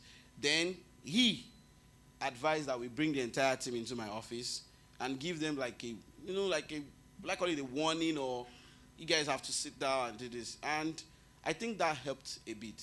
So basically, in summary, let people know. We all know, we know good people. We know those that are not good. Let people know that you are a good person, you're a decent person. So once in a while, when you need to bring in the stick, they will understand. Sometimes you have to throw carrots around, and it's fine. Okay. Thanks. So if he did that again, what would you do if you came back to the office 2 weeks later and he still had whiskey on his table? I'll most likely fire him. Yeah. Okay. Oh, sorry. I'll get somebody else. Yes. He wanted to say. So I think we have about 10 more 10 minutes? We'll come back. We'll come back. It's better. I want to say something about. It's better you get a team player than a star boy that doesn't have sense. Yes. Okay. Very short. Good Please afternoon, just make everyone. our contributions quick. Thank you. Good afternoon, everyone. My name is Izu. I run a company called Xavier. So about startups, and I forget, the average person here is a founder. I want to believe majority of us are founders. And we forget a fundamental role that we're supposed to play. Every founder is supposed to do 3 things: manage future, manage priority, and manage talent. Most of the time, the first 2 affect the third one. But when we start to manage talent, this is what I have done over the years. I've run my business for 10 years, and I've been dragged on Twitter for this most of the time. First, your company is not a rehabilitation center, right? Let's face facts, right? And I'm a management consultant, so I've probably restructured at least 100 businesses in the last 10 years. And I can tell you for a fact that we need to first manage expectations. You are always fighting to look nice, but that's not your first job, right? Try and be a talent manager. This is what I do personally. I use data to employ people. So loyalty, first of all, is a personality thing, not based on how you treat people. I am ENTJ, if you know the MBTI personality type. By my personality, right, I would not be very loyal over a sustained period of time. It's like a dog is supposed to bark, right? That's what it's supposed to do. So if you want to put me in certain roles, I wouldn't perform well. I can't be in customer service, for example, by my personality. You want a disruptor, right? Hire me. You want a guy who would be nice, probably not me. So if you want somebody that's going to be nice, take the personality type of someone. Let me give a good example. Temperament. Melancholic people are usually very loyal. If it's 6, they're going to stay till 9. If I wasn't running my own business, I'm not going to stay till 9 another man's business, right? So let's understand that. Exactly. So use data. Data is key. Then centralize opinion. So about these things around, by the way, the horrible boss thing, the person in the middle of that horrible boss has been my client for over 5 years. And one of the, I'm sure we know the person, one of the first things I figured out when that whole thing happened was, the biggest problem he had was he was hearing all of those things for the first time on Twitter. Meaning that there was no institutionalization of those opinions. This is what I do personally. Have feedback forms once in a while. Have suggestion box in your toilet, right? Let people know that if you're not treated in the way you want to, right? Because sometimes we treat people how we want to be treated, wrong. Treat people how they want to be treated, not how you want to be treated. So I think people can institutionalize opinions. For example, have a suggestion box. There's an app called Anonymous or something like that. I feel like if you do a bit of those kind of things, and then lastly, what's that 20% thing that you do that solves 80% of your problem? I think it's ground rules. I think it's ground rules. For example, if I'm restructuring a business, the first thing I would do is create corporate governance, and I missed that part. The biggest problem we founders have is that we're the ultimate kings of our company. So the first thing about that boss, that guy, we don't have to mention his name, was lack of a board. So when people are upset with you, they can't report you to someone else. I told someone something, the same way you treat your marriage is the same way you treat employment. don't marry someone you can't report somebody to. You don't marry someone you can't report your spouse to. So don't also work in a company or have staff who you can't. And lastly, please, make sure that you hire people who have shown track record of what you're looking for. If someone walks into my office and wants to get a job and he made a 2-1 and he has 5 years experience, another person comes in and he made a 2-2 and has no experience, but the person who has no experience and made a 2-2 has been a course rep in a university or a class captain, I'll hire him first. Experience, right? So most of the time, data. Everybody has got to have that template. Thank you very much. Thank you very much. Super, thanks. Just to interject, so we have time for 2 more interjections. Or yeah, that's will be from you, and Lanre has been raising up his hand. Lanre, right? Lanre Pave, you had your hand up, right? Okay. Hello. Good afternoon, everyone. My name is Ayodele. I work at Pneumacare. So I think I'm just going to say something about the 9-to-5 thing, because so we've operated for about 2 years, and we've probably had like a few offices, like, working from office spaces, but we've had to do that out of necessity, not necessarily because we think that we needed our team members to actually work from a physical office. So, so you have situations, I live in Abuja, our office is in Abuja, and you have, a time when people were like, oh, we do not have electricity because they were living in, suburbs. So we're like, okay, well, you know what, we'll get, subscription in workspaces. If you feel like you want to use it, feel free to come in there and use it. And 2 months, nobody used it. And we're like, okay, at least we tried our best. And the second thing we now noticed was that, the old 9-to-5 thing, and our culture is that we don't think about your time. We always say it from day one. This is not a factory. So you're not putting, candy into bags and you're expected to pack it for, an expected number of times. So if the goal is, this is the outcome. So if you're a software engineer, you're expected to build a landing page and get it released by Friday. So what we are tracking is not the number of hours you spent building that landing page, right? It is, do you get that landing page done by Friday? So, and I think by changing that the thought process from, oh, I did this, I did that. For me, like you rightly said, it's sort of like dependent on the sort of background that you also have. So it's not a matter of, I worked in a place where, people come to stand-up meetings in the morning and be like, oh, I was awake from 3 a.m. trying to solve this problem. And, my boss would just be like, that's not my business. And honestly, it's not his business. It is whatever you needed to do to get this job done at 6 o'clock needs to get done. If you're not going to get it done, communicate. And so from and recently we had like a few hiring process, and you have the typical quote-unquote Gen Z question of is it remote or hybrid or in office? And I tell you, I say, well, it is remote but not work from home. Because I think that's also like another mistake that people make. So your job can be remote, but doesn't mean you should work from home. If you do not have internet and electricity in your house, find a place to work. That means it's a remote job. Yes. But you don't necessarily have to sit in your house and then you come to stand up the next morning and you tell me that you don't have electricity. I understand as a human being, but sorry, I don't understand.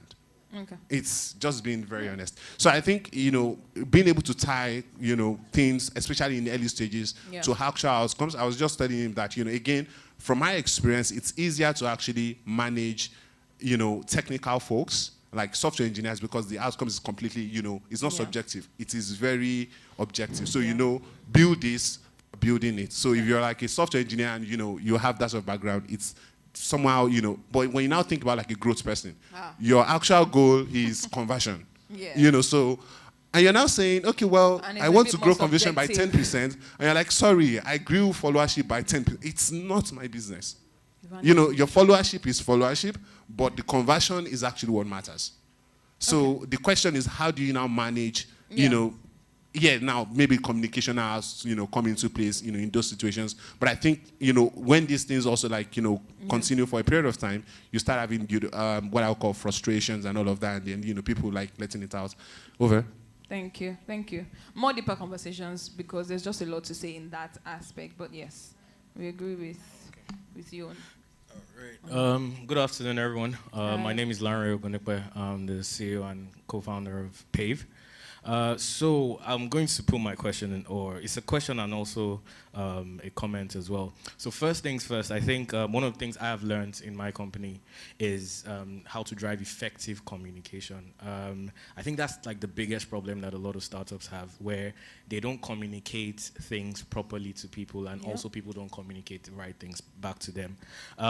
So I started my company about 12 years ago, and not Pave, the bigger company, it's called Imperial. And I saw that when we started and where we are now, I've been a totally different person, right? Obviously, I've grown as well in the business. But what I want to also talk about is, so I have my identity as a founder, right? And a lot of my team members are very comfortable with how I run the business, right? But I've brought quite a number of people into the business, right? In terms of like different leadership roles that are different from me. And some of these people have come in after some of the lower staff, like the younger staff, if you get what I mean. And they've come in with their own personalities, right? And a lot of people are judging their team leads and other managers based on my own character, right? And expecting their team leads to be like me. And it's causing a lot of problems, right?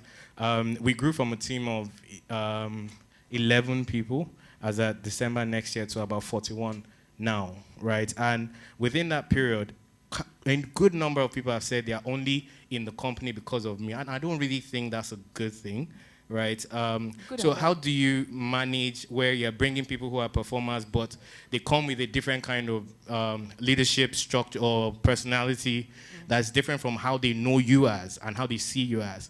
And, you know, quite a number of people have resigned because they are team, and I don't really fault it, because if the team lead says, you know, I'm happy with them leaving, I don't really try to manage that. So that's kind of like my own question on how to manage that bridge. How to manage people leaving because their team leads were not like you? Yes, so basically they are leaving not because they are not performing, they are leaving because they don't like the attitude of their team lead, right? And yeah. Okay, just, are you done with your question? She wants to say something. Do I like... Do you like their team lead? That's the thing. I'm not, they only just report to me. I don't really see how, I'm not really there every time to see how they deal. Because me, I'm here to learn also, that's why. Yeah. No, we have to have probably a session, another session after today. But let her say, can she say something now? After today, I think Bola has planned that a little while ago and has told me to anchor a session like that. So I'm happy to do a room, I'm happy to do a room where we talk about it, because there's the, should we hire fast? Should we fire fast? There are too many questions that we can answer in those sessions. But I think you brought us back to the topic of the day, people and culture. Yeah. The culture you've set that those people are following you with is you. Your culture. You've defined, this is how I work, this is what I want, this is how I want us to deliver. So they like, you've defined the culture. You think it's about you. You've defined the culture of your organization. You might not have documented it. So these new people have come in. They are performers. You brought them in. I want the number to move from 1 to 1,000. How you do it is not my business. But you forgot there are people already in your business. So you needed to educate these new people coming in. This is how we work in PAVE. Now, if you haven't done that, then that's on you. You know, we said earlier, corporate governance culture is set from the top. Yeah. If you've not defined it, you've got a problem. You need to address it ASAP. I also wanted to...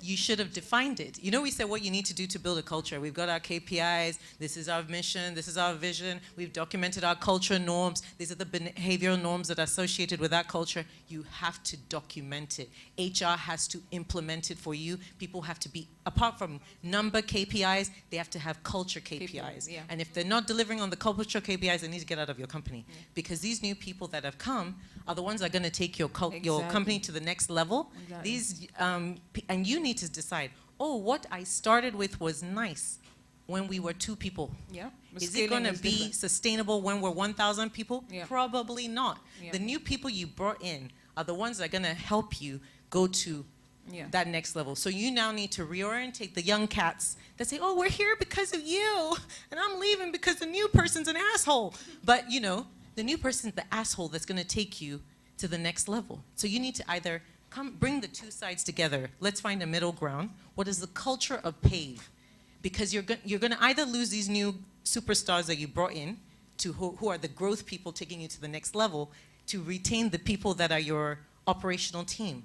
Yeah. That can get you there. So you need to really either get a consult. If you can't do it yourself or your HR isn't that strong to do it themselves, you need to get someone external inside ASAP to document this is our mission, our vision, our cultural norms, and the behaviors associated with it. And that is how we monitor. And in their KPIs, this is my performance KPIs, these are my culture KPIs. ASAP. Yes. Thank you very much. And I think, a round of applause for her answer, by the way. She really did a good job.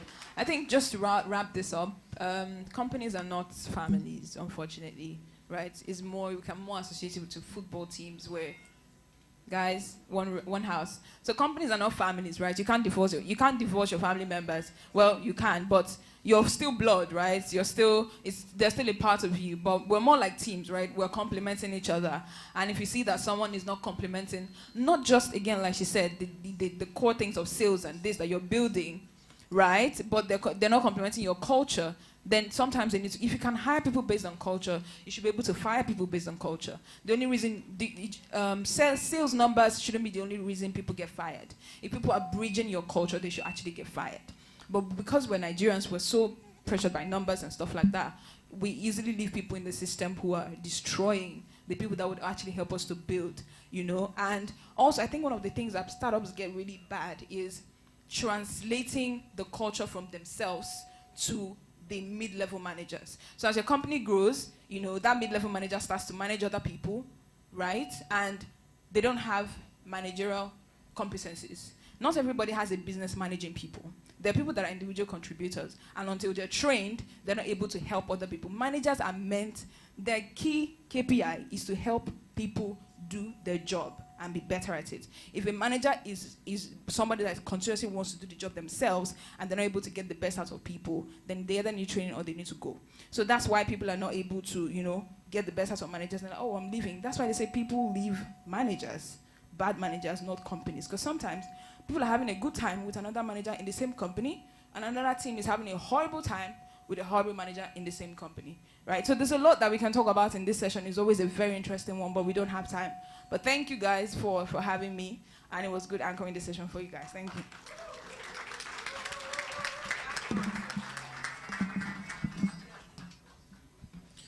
Okay, so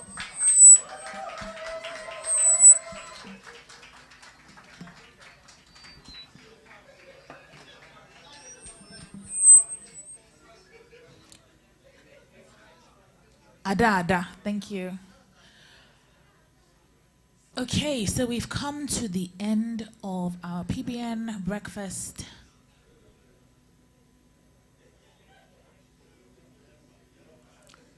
One house, please. We're shutting down. Thank you. So we've come to the end of the PBN breakfast event. Thank you so much to everyone for waking up, for those who woke up early, for waking up, for coming, for paying attention. Olumide. It's been an engaging session with all the panels that we've had, and yeah, we're done. It's time. But before we go, a couple of announcements. Who's coming to the gala tomorrow? Who is coming to the gala tomorrow? Ish. 50-50. Yes, no? Yes? Shagun? Okay. So yeah, are we looking forward to it? I'm looking forward to it. I think it'll be really good fun. Apparently, nobody is going to arrive on a horse. So there should be much to look forward to. There should be a lot.